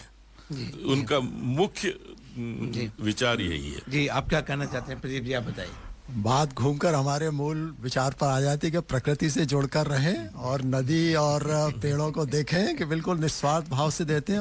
और आपने, शर्मा जी ने बिल्कुल सही बात कही कि जो संग्रह करने की जो एक चेष्टा है, मैं देख रहा हूँ ये समय के साथ और बढ़ती जा रही है। मतलब पहले आवश्यकता ये होती थी कि हाँ चलो बस से एक कार है, एक छोटा सा घर है, एक कमरे का, बहुत खुश हैं। लेकिन अब कार भी अलग अलग चाहिए, कि एक बाहर जाने के लिए और एक शॉपिंग के लिए, और पता नहीं आवश्यकताएं जो है बढ़ती चली है। आप भी शिशिर जी? नहीं, बिल्कुल सहमत हूँ मैं आप लोगों के। आप शिशिर पसंद करेंगे या शिशिरेंद्र पूरा? मेरे मित्र मुझे झाजी बोलते हैं, शिशिर भी बोलते हैं, जो आप बोल रहे हैं।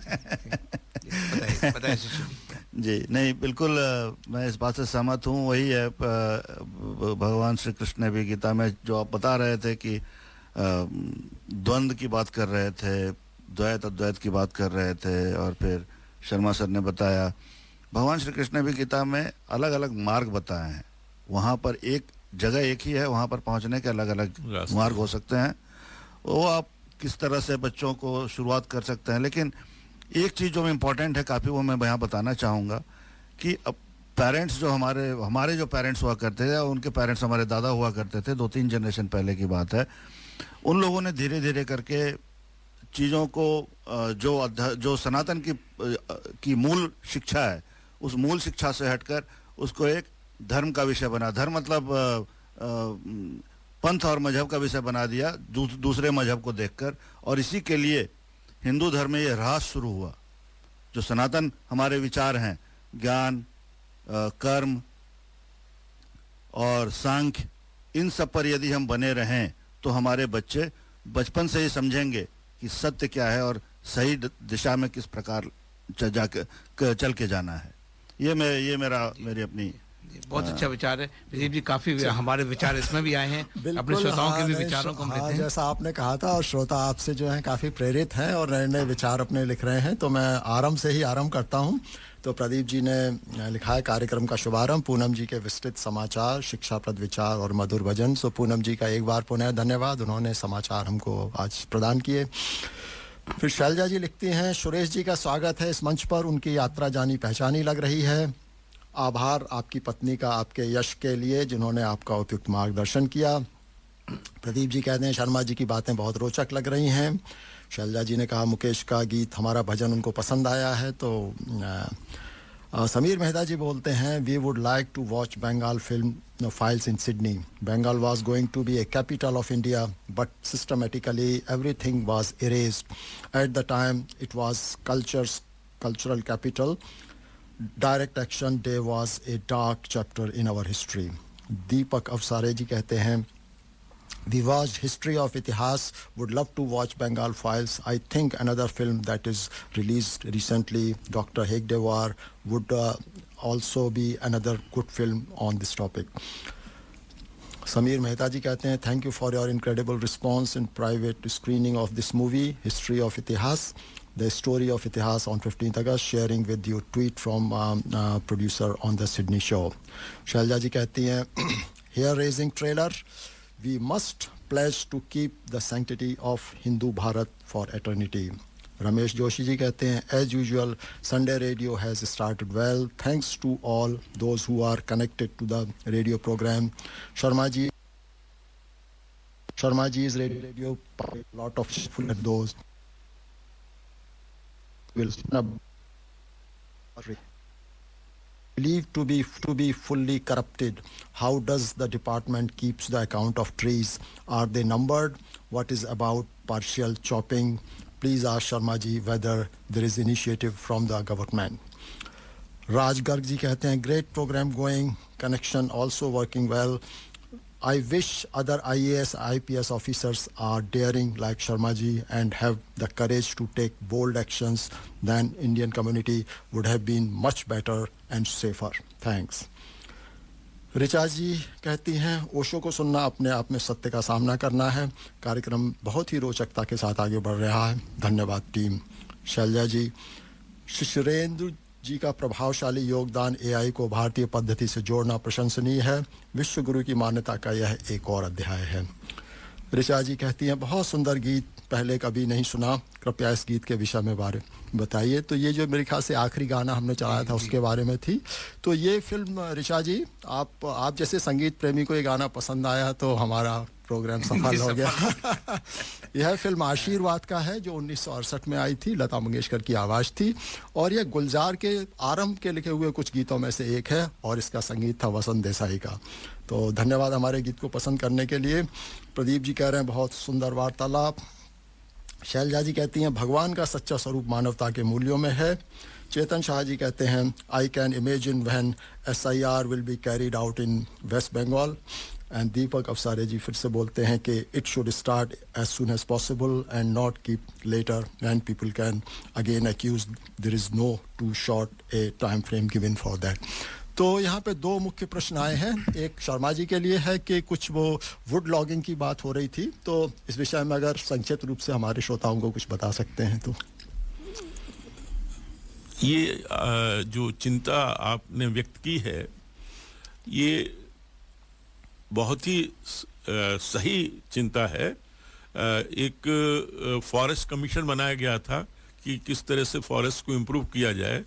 तो उसमें ये आया था कि 40% ऑफ भारत के 40% वन डिग्रेडेड कंडीशन में हैं. और उसका मुख्य कारण यही रह रहा है कि हमारे जो ग्रामवासी हैं उनके पास कोई ईंधन के साधन नहीं हैं. वो वहाँ से लकड़ी लेने जाते ही हैं और उनकी और भी डिपेंडेंस जो है हर चीज़ के लिए जो है लकड़ी पर वो निर्भर करते हैं. तो अब जो है हम लोग ऐसी स्कीम चला रहे हैं जिससे कि गांव वालों को हम डेवलपमेंट करके वो साधन दे सकें कि उनकी जो है वनों पर गैस का जो निर्भरता है वो कम हो जाए. भारत सरकार ने गैस भी. और दूसरा जो उन्होंने पूछा, जहाँ तक कॉमर्शियल फेलिंग है वो पूरी तरह से लगभग बंद है और बहुत ही हाई टेक्निक मॉनिटरिंग हो रही है. कैमरे लगे हुए हैं, ड्रोन से ऊपर से जो है देखा जा रहा है. तो पहले से बहुत इम्प्रूवमेंट है, परंतु जो मेन प्रॉब्लम जो है वो हमारी यही है कि पॉपुलेशन है और जब लोग हैं तो कुछ न कुछ जो उनको जो चाहिए जीवित रहने के लिए, तो फॉरेस्ट डिपार्टमेंट को थोड़ा सा जनता से और जुड़ना पड़ेगा और सामान्य व्यक्ति की आवश्यकताओं को पूर्ति करने के लिए नई नई योजनाएं चलानी पड़ेंगी. जी धन्यवाद. तो शिशिर जी का प्रश्न क्या था?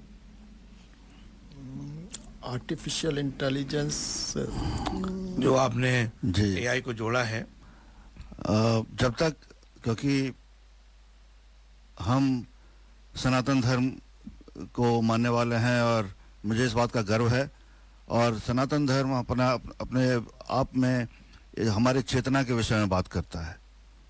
कॉस्मिक इंटेलिजेंस नाम की पुस्तक जो मेरी है, वो इस यूनिवर्स में किस प्रकार संपूर्ण कण कण में वह चेतना व्याप्त है। और जब हम आर्टिफिशियल इंटेलिजेंस की बात करते हैं तो वह चेतना अलग नहीं है। हम एक चेतना को बदलकर एक उसके कृत्रिम रूप में डाल सकते हैं, परंतु यह चेतना उतनी ही स्ट्रांग है, उतनी ही मजबूत है, और इसमें विश्व को बदलने की ताकत है। पर यदि इसका उपयोग हम सही प्रकार से करें, अभी क्वांटम जो आ रहे हैं कंप्यूटिंग, उससे तो और भी ज्यादा हो। जी प्रदीप जी, आप हमारे कुछ कहना चाहते कार्यक्रम हैं? का समय काफी तेजी से भाग रहा है और अभी हमको हिस्ट्री ऑफ इतिहास के बारे में भी बात करनी है यतीन जी। तो चलिए एक सुंदर सा गाना हमारे शर्मा जी की ही पसंद का सुनाते हैं। आज सवेरे जब मैं इनके साथ ड्राइव कर रहा था तो मैंने पूछा कि हम नॉर्मली हम गाने, तो उन्होंने कुछ गाने मुझे बताए, तो जो मेरे पास बिल्कुल उपलब्ध थे, तो वो मैंने उन्हीं में से एक गाना जो है आपका बम्बई का बाबू, एक पिक्चर थी बहुत आप ही के दौर की है, तो बहुत अच्छी पिक्चर थी, तो उसका गाना श्रोताओं को सुनवा जी। देवानंद की थी वो।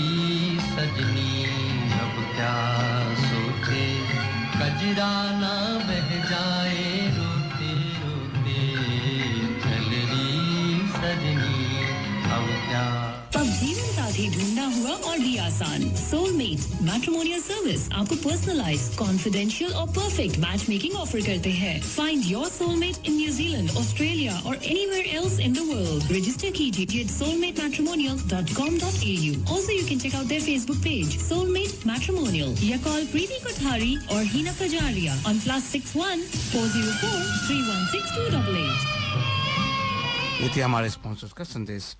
तो प्रदीप जी, हमारे एक मेहमान हैं जयरामन जी, लेकिन वो मेहमान हमारे फोन पे हैं। जयरामन जी, आपका दर्पण रेडियो में बहुत बहुत स्वागत है। नमस्ते, नमस्कार। और क्या कर रहे हैं अभी आप? क्या प्रोग्राम होने वाला आपका? श्रोताओं, वैसे मैं एक मान के चल रहा हूँ कि जयरामन जी के बारे में कौन नहीं जानता है, लेकिन थोड़ा सा अगर बता दें तो फिर और अच्छा हो जाएगा। श्री ओम फाउंडेशन के साथ जुड़े हुए हैं हम लोग। उसमें एल्डरली केयर के लिए home care, flexible care, post operative care और ट्रांजिशन केयर वगैरह करते हैं हम लोग। एजिंग में डिसेबिलिटी जितना भी है उसको भी हम एड्रेस करते हैं।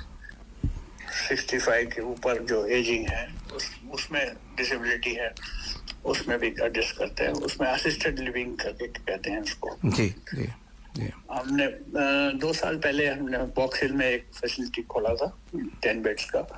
उसको देख के गवर्नमेंट ने अभी और हेल्प किया हमें।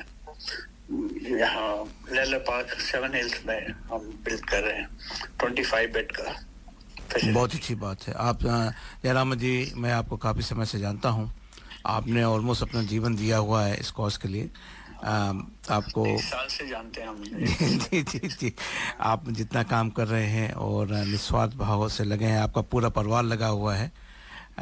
तो आपको हम दर्पण रेडियो की तरफ से भी, सारे समुदाय की तरफ से भी बहुत बहुत धन्यवाद कहना चाहते हैं। ये मौका हर बार वैसे मुझे मिलता है, लेकिन कभी भी मैं इस मौके को चूकता नहीं हूँ। तो और आप क्या कर रहे हैं जयरामन जी? वेडनेसडे 27 तारीख को 9:30 से 11:30 तो मुहूर्त दिन निकला है। हमारे स्वामी जी ने मुहूर्त निकाला है फाउंडेशन स्टोन ले करने के लिए। ये जो ललोर पार्क में आप कर रहे हैं? लेला पार्क में है। अच्छा। 18 स्टोन्स हैं, ब्रिक्स जो उसमें लगेंगे। 18 स्टोन लेके निकाल के रखे हुए। स्वामी जी आए हुए हैं इंडिया से, वो पूजा पाठ करके उसको लगेंगे। आप सब को इनविटेशन है हमारी तरफ से। सारे आके अपने इष्ट देवता को याद करके ब्रिक्स को जो है ईंटों को पूजा करके। आप एड्रेस देना चाहेंगे, अपना फोन नंबर देना चाहेंगे जिससे कि लोग आ सकें? बिल्कुल। Number 2 North Cott Road, Leila Park. North Cott NORTH COTT North Cott Road. ये कॉर्नर ऑफ जॉनसन एवेन्यू और नॉर्थ कोट रोड कॉर्नर में है। अच्छा। स्कूल के सामने है ये। और अपना नंबर भी दे दीजिएगा हमारे श्रोताओं को। 0410 759 906। 24/7 में अवेलेबल हूँ। आप मुझे किसी भी टाइम आप फोन करके। तो वहाँ पे और भी जो आप काम करते हैं उसकी सूचनाएं भी होंगी। किसी को अगर और फर्दर जानकारी चाहिए होगी वो भी वो आपसे मिल सकते हैं और जानकारी ले सकते हैं। और आज दर्पण व्हाट्सएप ग्रुप में भी फ्लायर शेयर कर दूंगा। जी जी जी जी। तो ताकि आप दिमाग पे हमारे आंखों के सामने रहे क्या कर सकते हैं। तो श्रोताओं, जैसे कि जयरामन जी ने बताया है कि वो एज केयर के लोगों को हेल्प करते हैं। अगर कोई आपके जानकारी में भी हैं जो संभाव आपको लगता है कि उनको हेल्प चाहिए, काफ़ी लोगों को जानकारी नहीं है प्रदीप जी कि क्या क्या सुविधाएं अवेलेबल हैं यहाँ पे, वो स्ट्रगल करते रहते हैं। तो ये जानकारी का भी एक माध्यम है। जयरामन जी, एक दिन हम आपको फिर से बुलाना चाहेंगे रेडियो पे कि एक मैं अगर बात पूछ ही लूँ आपसे कि जो आपकी सेवाएं होती हैं, तो मान लो अगर किसी के पास में पैसा नहीं है या पैसा कम है, आप उनको भी हेल्प करेंगे? हाँ जी, बिल्कुल हेल्प करेंगे, उसमें कोई प्रॉब्लम नहीं है। इसमें ऐसा है, मोस्ट ऑफ द पैसा जो है ना आपका सब्सिडी से मिल जाता है। आपका माई एज केयर में रजिस्टर कर लो जी। रजिस्टर कर, उसमें भी हम हेल्प कर सकते हैं आपको रजिस्टर करने में जी जी, जी। और उसमें गवर्नमेंट सब्सिडी मिलती है और हम उससे ज्यादा हम चार्ज नहीं करते। जितना भी पैसा मिलता है उसी में हम एडजस्ट क्या करके बात है, हेल्प क्या करते हैं। क्या। तो श्रोताओ, अगर इसका मैं आपकी भाषा में जवाब दे दूं कि आपको अपनी जेब में नहीं देखना है कि हमारे पास में कितना पैसा है। अगर आपको ज़रूरत है आप जयरामन जी को संपर्क कर सकते हैं। और जो भी पैसे का होता है तो गवर्नमेंट यहाँ पे सपोर्ट करती है। देखो, पैसा तो चाहिए होता है लेकिन वो गवर्नमेंट से लेके, और लेकिन आपके पॉकेट से कुछ नहीं आ रहा है। हम हेल्प कर सकते हैं, कहाँ से कैसे कर सकते हैं, क्या जी, है। अब जी, जैसे हॉस्पिटल्स में है, concord hospital, Westmead hospital, black town, Nepean और माउंट रोड हॉस्पिटल, इनके साथ हमारा जुड़े हुए हैं। तो उनके साथ मिलके कैसे फ्लेक्सिबल केयर कैसे कर सकते हैं, क्या है, वो सब चीजें हम we can work out together. जी, जयरामन जी, आपकी सेवाओं के लिए बहुत बहुत धन्यवाद और दर्पण रेडियो से जुड़ने के लिए बहुत बहुत धन्यवाद। आपके समय के लिए भी Gupta ji, thank you so much. Thank you. I love all the people there. Thank you. तो श्रोताओ, हम जो हिस्ट्री ऑफ इतिहास के बारे में प्रदीप जी कुछ कहना चाहते हैं? हाँ, हिस्ट्री ऑफ इतिहास की आप तो देखने भी गए थे। लेकिन उससे पहले अभी जयरामन जी से बात हो रही थी और आपने पूछा था कि एज केयर पे बहुत कम इंफॉर्मेशन जो है वो उपलब्ध है, जो मुझे एहसास होता है। उसका कारण अभी अपने शुरू में गाना एक सुनवाया था, तीसरी कसम का, लड़कपन खेल में खोया, जवानी नींद भर सोया, बुढ़ापा देख कर रोया, यही जीवन की सच्चाई है। यतीन जी, आजकल जो है आदमी ऐसी भाग दौड़ में व्यस्त है, आगे का सोचता नहीं कि 20 साल बाद क्या होने वाला है, और उसकी तैयारी पहले से नहीं करता ये। लेकिन एक मैं बात कहना चाहता हूँ कि जो ये भारत का प्रिंसिपल हो सकता है, यहाँ पे गवर्नमेंट की बहुत सुविधाएं होती हैं। बिल्कुल। तो मैं इसी बात को दिमाग में रखते हुए बोला था कि हम यहाँ पे भारत को पीठ पे लिए घूमते हैं। ऑस्ट्रेलिया है, भारत है। आप यहाँ की सेवाओं को लीजिए, यहाँ की गवर्नमेंट देती है पैसा, और उसके लिए अपने आप को तैयार रखिए कि अगर आपको पहले से पता हो क्या क्या सुविधाएं आपको उपलब्ध है, तो आपके लिए उस स्थिति का सामना करना और सहज हो जाता है। यहाँ पे स्पेशलाइजेशन है, कई कंसल्टेंट ऐसे होते हैं जो एज केयर के ऊपर बात करते हैं। बिल्कुल। और ट्राई टू फाइंड आउट जो ऐसे लोग होते हैं। इन विषयों पे हमने कई बार डेडिकेटेड प्रोग्राम किए हैं और भविष्य में भी करते रहेंगे। यह एक जो है हमारे श्रोताओं की आवश्यकता है। तो चलिए यतीन जी, तो हिस्ट्री ऑफ इतिहास आप देखने गए थे, बताइए। भारतीय विद्यालयों में पढ़ाई जाने वाली इतिहास की पुस्तकों पर लंबे समय से पक्षतापूर्ण दृष्टिकोण का आरोप लगता रहा है। हमारी प्राचीन और मध्यकालीन गौरवशाली परंपराओं, विज्ञान, दर्शन और समाज व्यवस्था को अक्सर संक्षेप में या सतही तौर पर प्रस्तुत किया जाता है। इसके विपरीत मुगल शासन और उनकी वंशावली को असमान अधिक महत्व दिया गया है। छात्रों को यह आभास कराया जाता है कि भारतीय सभ्यता केवल आक्रमणों और पराधीनता की कहानी है। इस प्रक्रिया में यह तथ्य दबा दिया जाता है कि भारत एक समय विश्व का सबसे समृद्ध और ज्ञान संपन्न देश था। कुछ इतिहासकारों और शिक्षाविदों पर यह भी आरोप है कि उन्होंने तथ्यों को इस प्रकार गढ़ा या प्रस्तुत किया कि युवा पीढ़ी में हीन भावना उत्पन्न हो। यह कथन भी दिया जाता है कि वामपंथी दृष्टिकोण जानबूझकर थोपकर विद्यार्थियों के मन में अपने ही इतिहास और परंपराओं के प्रति दूरी और उपेक्षा पैदा करने का प्रयास करता है। यथार्थ यह है कि भारत का इतिहास केवल आक्रांताओं और उनके शासन की कहानी नहीं है, बल्कि यह वेदों, उपनिषदों, महाकाव्यों, महान सम्राटों, विश्वविद्यालयों, विज्ञान और कला का उज्जवल पथ भी है। आवश्यकता इस बात की है कि नई पीढ़ी को संतुलित और तथ्याधारित इतिहास पढ़ाया जाए, जिससे वे अपने गौरवपूर्ण अतीत को समझ सकें और आत्मविश्वास के साथ भविष्य का निर्माण कर सकें। इसी श्रृंखला में एक फिल्म बनी है जिसका शीर्षक है हिस्ट्री ऑफ इतिहास, और मैं श्रोताओं की जानकारी के लिए बताना चाहूँगा कि 15 अगस्त को इसका प्रीमियर जो था पैरामेटा में यतीन जी ने ऑर्गेनाइज़ किया था, और मैं सौभाग्यशाली था कि मुझको उस प्रीमियर में जाने का अवसर मिला और वह फिल्म मैंने देखी, और जैसी मैं अपेक्षा लेकर गया था उससे अधिक ज्ञान और जानकारी लेकर यतीन जी में लौटा। तो आपको मैं एक बार पुनः धन्यवाद देना चाहूँगा। आपने यहाँ के एक मैं बात कहना चाहूँ, मेरे साथ में हमारे समीर मेहता जी, आनंद शिवाले जी और काफ़ी लोग इसमें जुड़े हुए थे। जो हिंदू जो हमारा स्कूल बन रहा उसकी भी टीम थी, तो सबने मिलके करा और ये सबका प्रयास था। लेकिन मैंने एक अपने उसमें बोला था कि ये मैं चिंगारी का एक होता है रोल, छोटी सी है चिंगारी के तरीके से मैं इस फिल्म को देखता हूँ। Kashmir file could be one of those की जो चिंगारी है, लेकिन अभी चिंगारी बड़ा रूप ले रही है और कोई रोक नहीं सकता है। और इसके लिए हम एक ऐसी संस्था बनाने की कोशिश कर रहे हैं कि जो ऐसी फिल्में होती हैं उनको दिखाया ही जाए रादर हर हाल में। और एक इसका एक समाओ आपको मालूम होगा, मैंने happen to be a producer, मैं फिल्म का नाम भी नहीं लेना चाहता हूँ उसका। तो उसमें मुझे कुछ सीखने को मिला था कि जब फिल्म बनती है तो उसमें एक माइलस्टोन होता है कि क्या ये फिल्म थिएटर में दिखाई गई। अगर वो नहीं, इसका मतलब वो आपका बस ठंडे बस्ते में चली गई। तो हम चाहते हैं जो भी ऐसी फिल्में बने, ऑफकोर्स भारत में ही बनेगी, लेकिन अगर यहाँ पे बनती है हम उसको थिएटर में दिखाएं। इसके लिए हम एक संस्था का बनाने की उसमें प्रोसेस में हैं, और हम पूरे भारत में भी सबको बताना चाहते हैं, कोई भी अगर दिखाता है हम उसको यहाँ पे, कोई भी बनाता है हम उसको यहाँ पे दिखाएंगे ऐसे। जी बताइए शर्मा जी। आपने जो समस्या को बहुत अच्छे रूप से बताया। हम अपने कल्चर को, अपने जो पुरानी साहित्य को खो रहे हैं। और इसकी जो सबसे बड़ी गड़बड़ी है, गवर्नमेंट जो करेगी वो नहीं चलेगा, हर घर में शुरू होना चाहिए।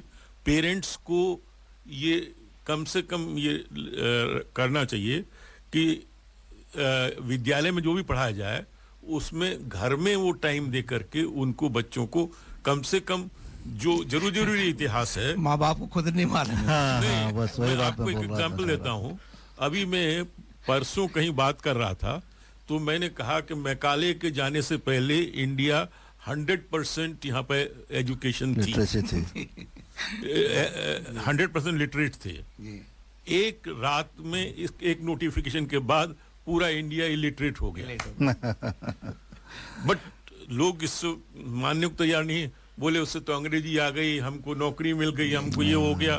तो मतलब यदि आप अपने कल्चर पर अभिमान नहीं करेंगे तो अभी तो हाँ बताइए, आप शशि जी कुछ कहना नहीं, एकदम जो शर्मा सर ने बताया एकदम सटीक बात है। और क्योंकि हम यही बात मैं बताने की प्रयास कर रहा था कि हमारे जो 1 2 3 जनरेशन पहले रहे हैं, उन्होंने धीरे धीरे करके अपनी चीज़ों को छोड़ना शुरू कर दिया, और या छूट गया जो कारण जो भी रहा हो, उन चीज़ों को फिर से वापस हमें लेने की आवश्यकता है, अपने बच्चों को पास ऑन करने की आवश्यकता है, और तभी बच्चे समझ पाएंगे कि धर्म क्या है।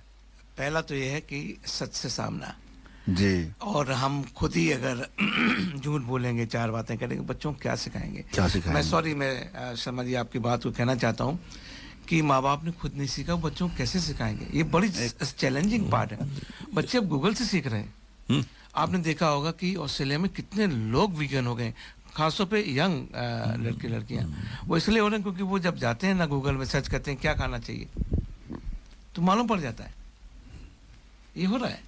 तो जी आप कहना चाहते हैं? एक कहावत है कि we are victim of victims. तो हमारे अपने पूर्वजों को या अपने माता पिता को, दादा दादी को ही नहीं पता है कि सही रास्ता क्या है, और वही हमें अपने पुस्तकों से लेकर आना है, भगवत गीता से, उपनिषदों से, वो सब सारी चीजें लेकर आना है। हिस्ट्री ऑफ इतिहास की चिंगारी जो यतीन जी आपने लगाई थी, वो हमारे स्टूडियो में एक ज्वाला के रूप में जो है प्रस्तुत हो गई है, और हम चाहते हैं कि ये आगे भी बढ़ती रहेगी। मैं एक्चुअली हमने एक सेकंड में कहना चाहूंगा। एक हम बचपन में वो बोलते थे, अंधकार है वहां जहां आदित्य नहीं है, मुर्दा है वह देश जहां साहित्य नहीं है। क्या बात है। ये जो है हमने अपना साहित्य खो दिया तो देश में हमारा अस्तित्व जो है वो साहित्य आपने खोया नहीं, साहित्य को जलाया गया है। हाँ, जो भी है और हमने उसको पुनः बनाने की कोशिश नहीं करी है। तो ये भी बात है। नालंदा का विश्वविद्यालय 3 महीने तक जलता रहा, तो सोच लीजिए कितना टेक्स्ट उसमें। यतीन जी, ऐसे मौके के लिए एक बहुत सुंदर गाना मैं लेके आया हूँ। मैंने सोचा था कि जब इस पे चर्चा होगी, अगर हुई तो इस पे ये गाना सुनाऊंगा, क्योंकि यह गाना मुझे यतीन जी इतना सुंदर लगता है। अगस्त का महीना है, देशभक्ति का भी गाना है, उसके अलावा हमको हमारी जो पुरानी विरासत, जो संस्कृति है, उसका स्मरण कराता है कि कैसे हम लोग रहे होंगे। तो बस श्रोता लोग, आप इस गाने का आनंद लीजिए, उसके बाद हम चर्चा को आरंभ करते हैं। लेकिन श्रोताओं, पहली चल रही है, लिखते रहिए, बताते रहिए, मैसेज भी भेजिए कि आज के जो भी विषय हैं या कोई और भी विषय हैं, उसके बारे में आप क्या कहना चाहते हैं। हम उनमें से एक विजेता को चुनेंगे, जिसको 2 लोग जाएंगे फिल्म को देखने के लिए।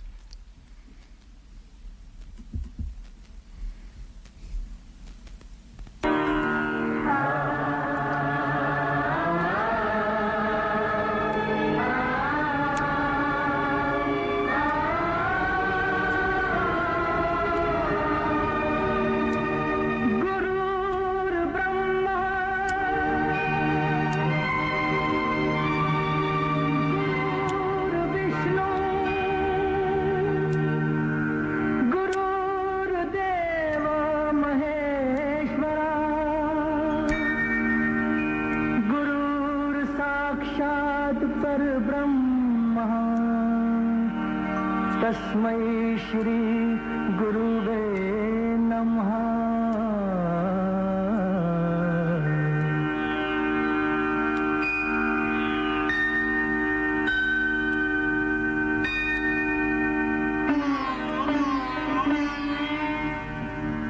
जहाँ डाल डाल पर सोने की चिड़िया करती बहती है बसेरा, वो भारत देश है मेरा, वो भारत देश है मेरा। जहाँ डाल डाल पर सोने की चिड़िया करती है बसेरा, वो भारत देश है मेरा, वो भारत देश है मेरा। जहाँ सत्य अहिंसा और धर्म का पग पग लगता डेरा, वो भारत देश है मेरा, वो भारत देश है मेरा।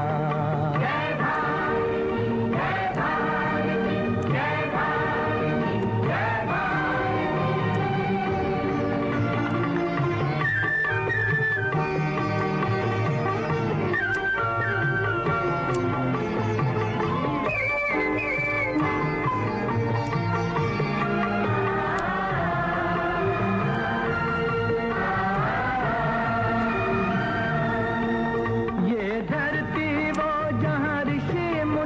जपते प्रभु नाम की माला,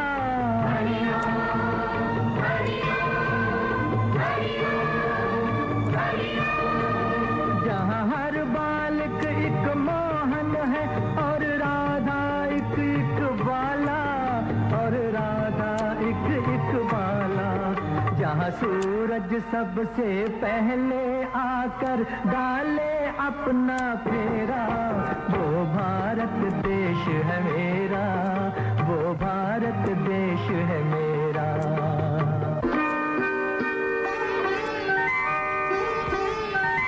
जहाँ गंगा जमुना कृष्ण और कावेरी बहती जाएं,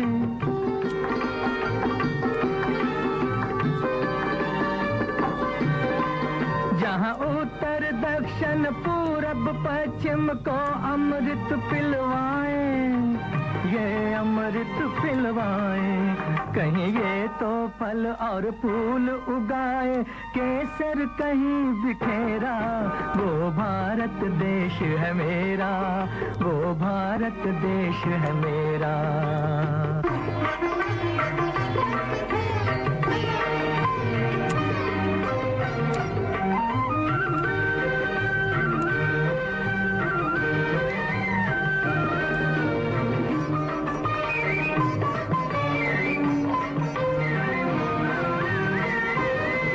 अलबेलों की इस धरती के त्योहार भी हैं अलबेले,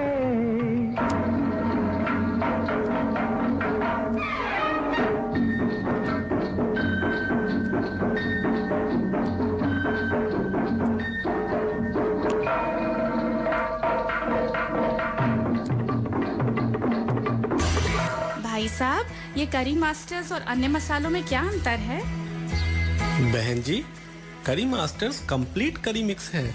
इसमें अनियन, गार्लिक, जिंजर, टमाटर, नमक, मिर्च, हल्दी, धनिया वे सभी मसाले मिले हुए आते हैं।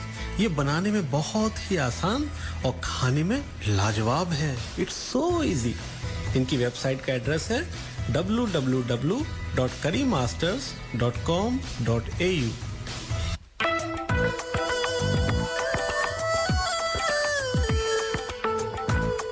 You can listen to community announcements and sponsorships on our website, darpanradio.org.au.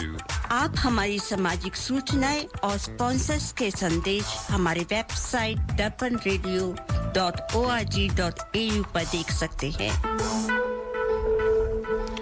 तो प्रदीप जी, आरएसएस के ऊपर जो हाँ, इस बार मैं 100 साल हो गए हैं। हाँ, और सबसे खास बात ये थी कि इस बार स्वतंत्रता दिवस के भाषण में योगी मोदी जी ने काफ़ी 1 घंटे से क्लोज टू 2 आवर्स जो है उन्होंने भाषण दिया और विभिन्न विषयों पर बात की, जिसमें 1 घंटा 3 मिनट 103 मिनट। हाँ, 103। हाँ, तो और जिसमें उन्होंने अंतर्राष्ट्रीय और वो जो अमेरिका से विवाद चल रहा है, भारत की सुरक्षा, सिंदूर, सबकी बात हुई।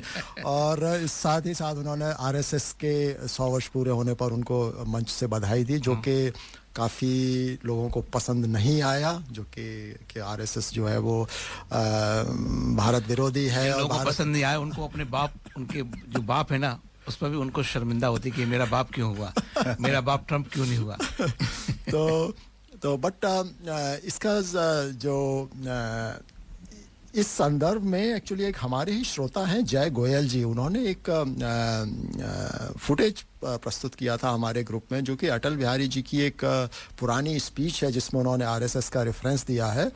और मुझे उस भाषण के बारे में जानकारी नहीं थी और हमारे शायद बहुत से श्रोताओं को भी नहीं होगी। तो स्वतंत्रता दिवस के इस उपलक्ष्य पे अगस्त के महीने में मैं चाहता हूं कि वह अटल जी जिनका कि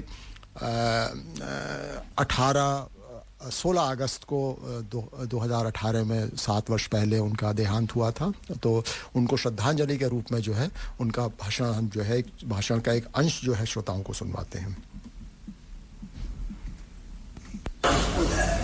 लेकिन अनेक सदस्यों को ये याद नहीं होगा, जब भारत पर हमारे पड़ोसी देश का आक्रमण हुआ था, नेहरू जी प्रधानमंत्री थे, 26 जनवरी आ गई, गण दिवस की परेड होनी है, अधिकांश सेना का भाग सीमा पर तैनात था, सुरक्षा के कारण उसको वापस नहीं लाया जा सकता था, लेकिन परेड तो होना चाहिए। जो थोड़ी बहुत सेना उपलब्ध थी, जो पुलिस उपलब्ध थी, उससे परेड की गुंजाइश की गई। फिर पंडित जी को किसी ने सुझाव दिया कि इसके साथ जनता का मार्च भी होना चाहिए। आज जब देश की सीमा संकटापन्न है तो देश की एकजुटता प्रकट होनी चाहिए, और उसमें आरएसएस को भाग लेने के लिए बुलाया गया। मुझे याद है इसका विरोध हुआ था कांग्रेस पार्टी की मीटिंग में। नेहरू जी ने कहा आरएसएस में हमारे मतभेद हो सकते हैं, लेकिन आज जब ये संकट की घड़ी में है तो ये मतभेद हमें भूल जाना चाहिए और सबको मिलकर खड़े होना चाहिए।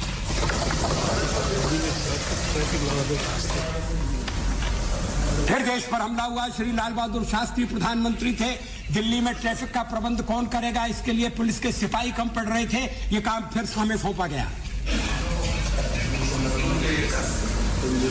और उस समय मैंने कहा था कि दुख में सुमिरन सब करें, सुख में करे न कोई, और जो सुख में सुमिरन करे तो दुख का है।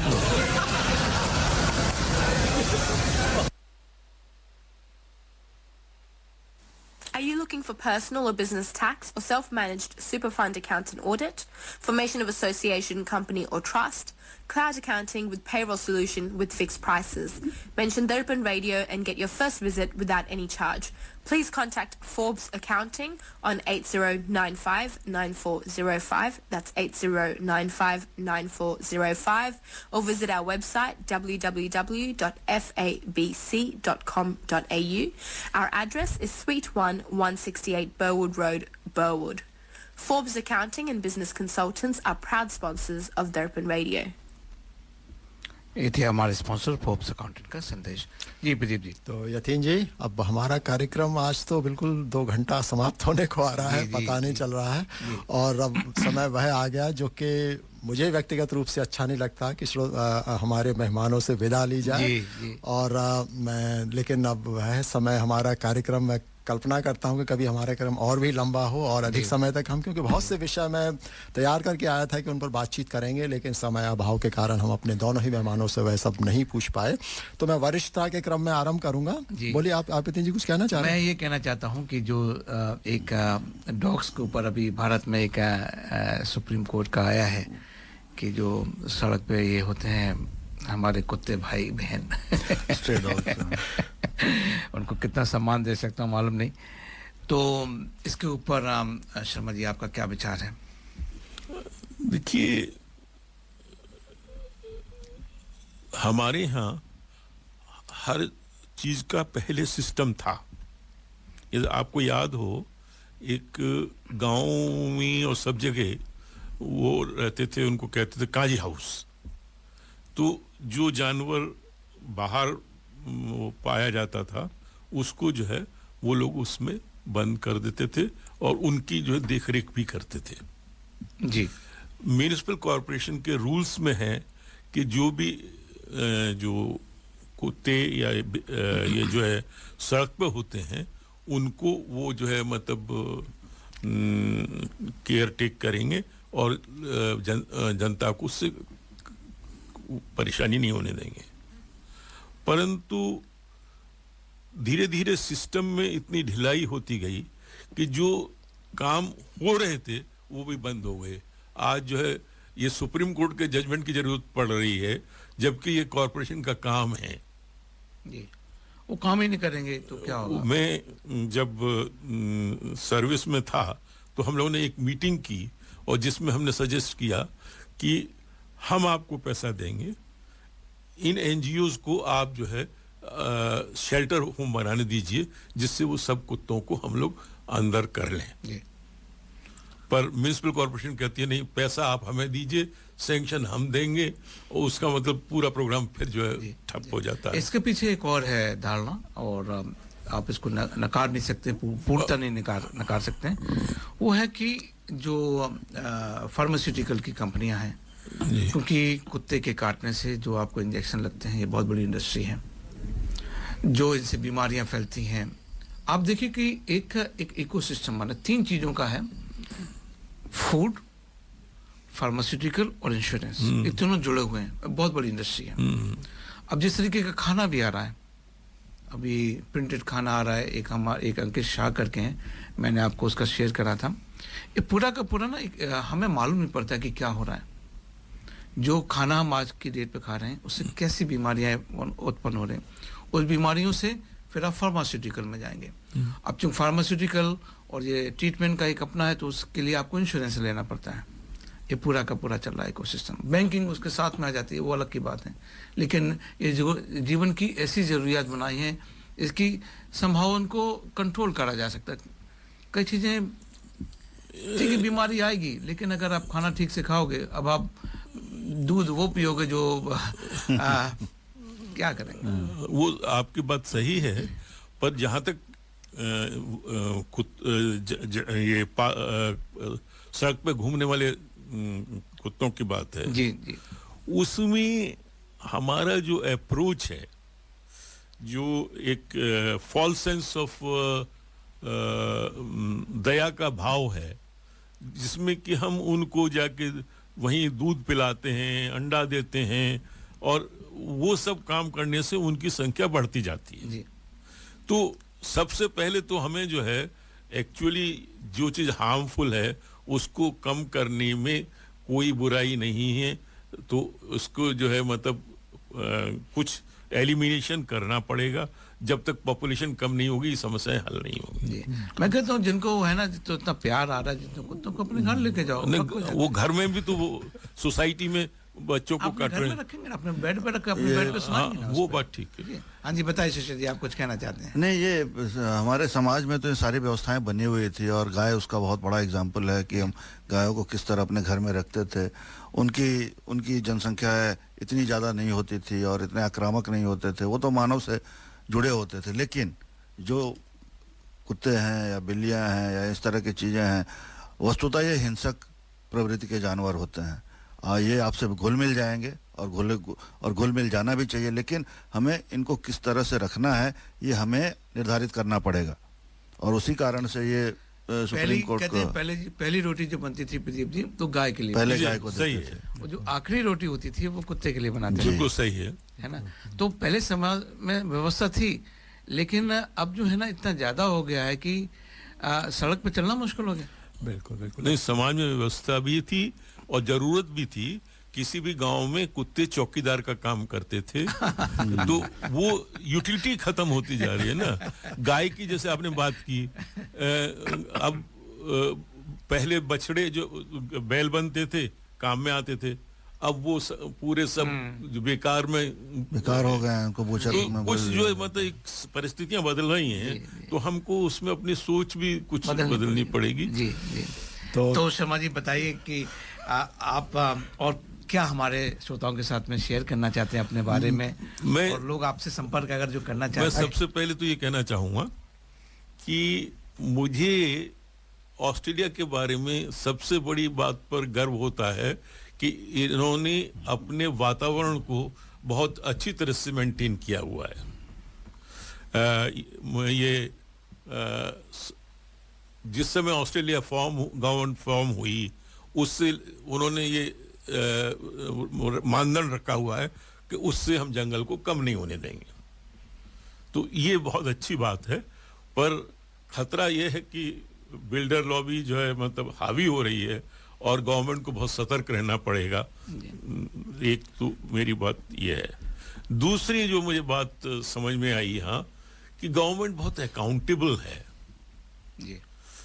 कोई भी काम होता है तो मतलब क्विकली और बड़ा सेन डिसीजंस लिए जाते हैं। तो इन दो बातों से लगता है। एक तीसरी चीज जो जनरल है कि लोग काम कर रहे हैं पर इंडिया जैसी मारामारी नहीं है। दे आर ऑफिस टाइम के बाद दे सीम टू बी, ऑस्ट्रेलिया पसंद आया इसका मतलब। दे सीम टू बी कॉन्फिडेंट। उनको मतलब घबराहट और जो है वो नहीं है। शिशिर जी, आप कुछ कहना चाहते हैं? नहीं, बिल्कुल। और मैं समझता हूँ इसके पीछे कुछ कारण है।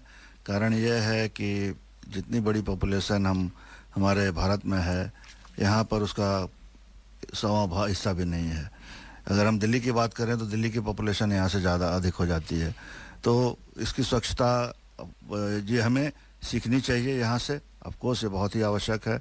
और मुझे जो सबसे अच्छी चीज़ यहाँ पर लगती है और ख़ासकर वो कि यहाँ पर जो कल्चरलिज्म जो है, जो अलग अलग जगहों से, अलग अलग देशों से, अलग अलग कल्चर से लोग आए हुए हैं और उनको यहाँ पर भरपूर स्थान मिला है। ये मुझे बहुत ही आपको बता दूं श्रोताओं, 30 अगस्त को यहाँ पे सिडनी में या पूरे ऑस्ट्रेलिया में एंटी इमिग्रेशन का बहुत बड़ा एक होने जा रहा है। इसका मतलब है कहीं ना कहीं कुछ गड़बड़ हो रहा है। एंटी इमिग्रेशन का जो आपने मल्टीकल्चरलिज्म की बात करी है, उसकी बहुत यहाँ पे आलोचना हो रही है। इसका बहुत सिंपल सा कारण है प्रदीप जी, इसमें आपको आई नो कि मैं भी चौंका था। एक दो ऐसे समुदाय हैं यहाँ पे जो इस व्यवस्था का बहुत दुरुपयोग कर रहे हैं, और जब आप किसी का ऐसा दुरुपयोग करेंगे तो लोगों को हर्ट होगा। आप ये देखिए कि सोशल सिक्योरिटी के जो फायदा है, मैं समझता हूँ ऐसा होना चाहिए कि किस एक समुदाय को पूरा जा रहा है। एक ऐसा यहाँ पे समुदाय है जो बच्चे पे बच्चे पैदा करके पूरे के, और वो ऐसे रहते हैं जैसे कि सिंगल मदर, और कभी काम नहीं करते हैं घर में, और करते भी तो कैश में काम करते हैं और पूरा का पूरा पैसे का उपयोग ले रहे हैं। कब तक होगा? अब जैसे कि यहाँ पे जो मल्टीकल्चरलिज्म की वजह से ऐसे हो रहा है कि अगर कोई आपको आप जाइए कि पूरा का पूरा हार्बर ब्रिज आपने रोक दिया, आपने एक स्कूल को, यूनिवर्सिटी को पूरा अड्डा बना दिया, तो ये जो है ना बहुत स्ट्रेच हो रहा है। अब उसको अगर आप ज़्यादा स्ट्रेच करोगे तो फिर ही होगा।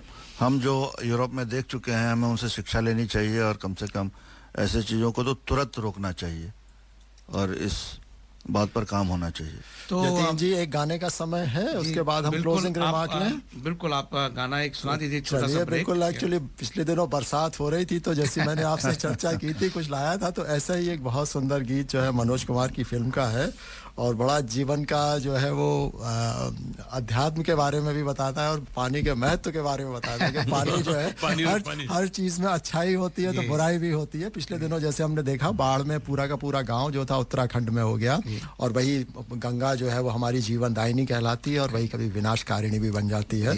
तो ये गाना एक सुंदर सा श्रोताओं के लिए।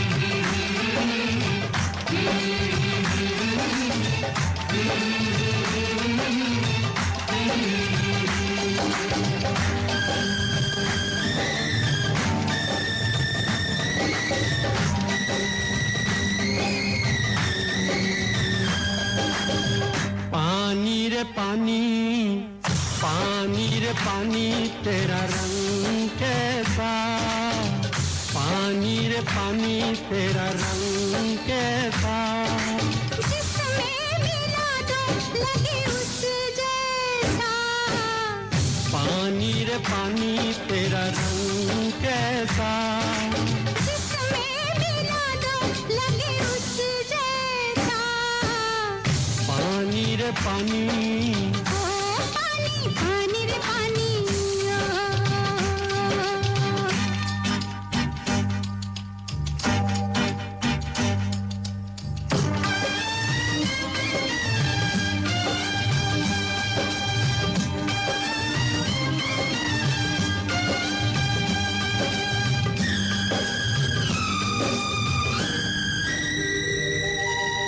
इस दुनिया में जीने वाले ऐसे भी हैं जीते रूखी सूखी खाते हैं और ठंडा पानी पीते इस दुनिया में जीने वाले ऐसे भी हैं जीते रूखी सूखी खाते हैं और ठंडा पानी पीते अब कितने लोग ऐसे होंगे जो रूखी सूखी खाते हैं बहुत है बहुत है Are you looking for personal or यहाँ business मालूम नहीं tax or पड़ता इंडिया में बहुत self-managed super fund accountant audit, formation of association, company or trust, cloud accounting with payroll solution with fixed prices?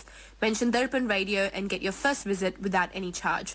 Please contact करी master ने complete करी mix बनाया फिर उसको घर घर में देखो पहुंचाया घंटों की कुकिंग को मिनटों में कर दिखाया वाह वाह वाह बढ़िया खाना बन के आया करी मास्टर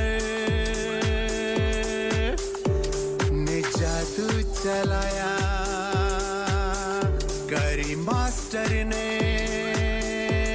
कंप्लीट करी मिक्स बनाया Curry Masters Complete Curry Mix available at all leading spice shops. ये थे हमारे स्पॉन्सर करी मास्टर का संदेश।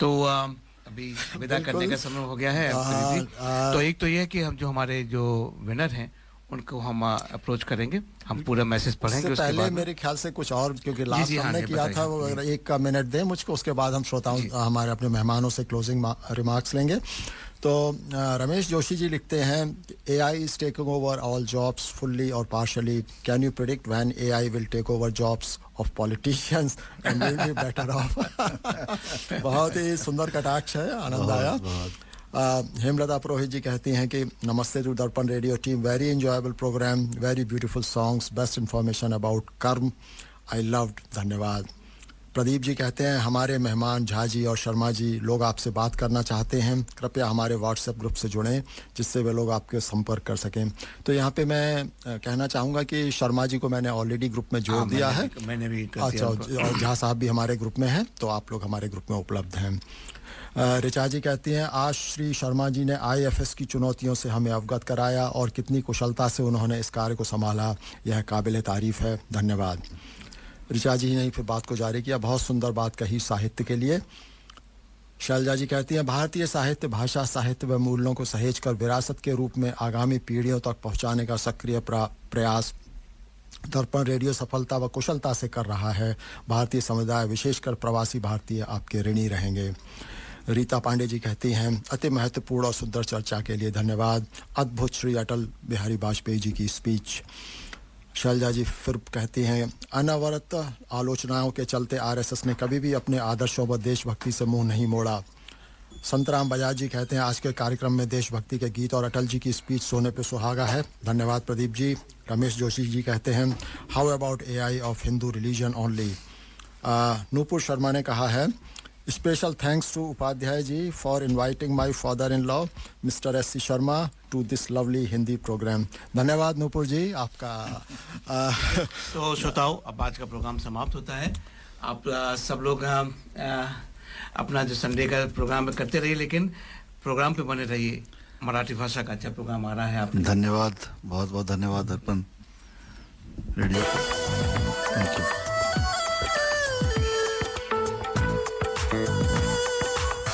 You have been listening to The Hindi Show. Join us next Sunday to contribute and provide feedback on anything you heard today. Contact us on feedback@dapanradio.org.au.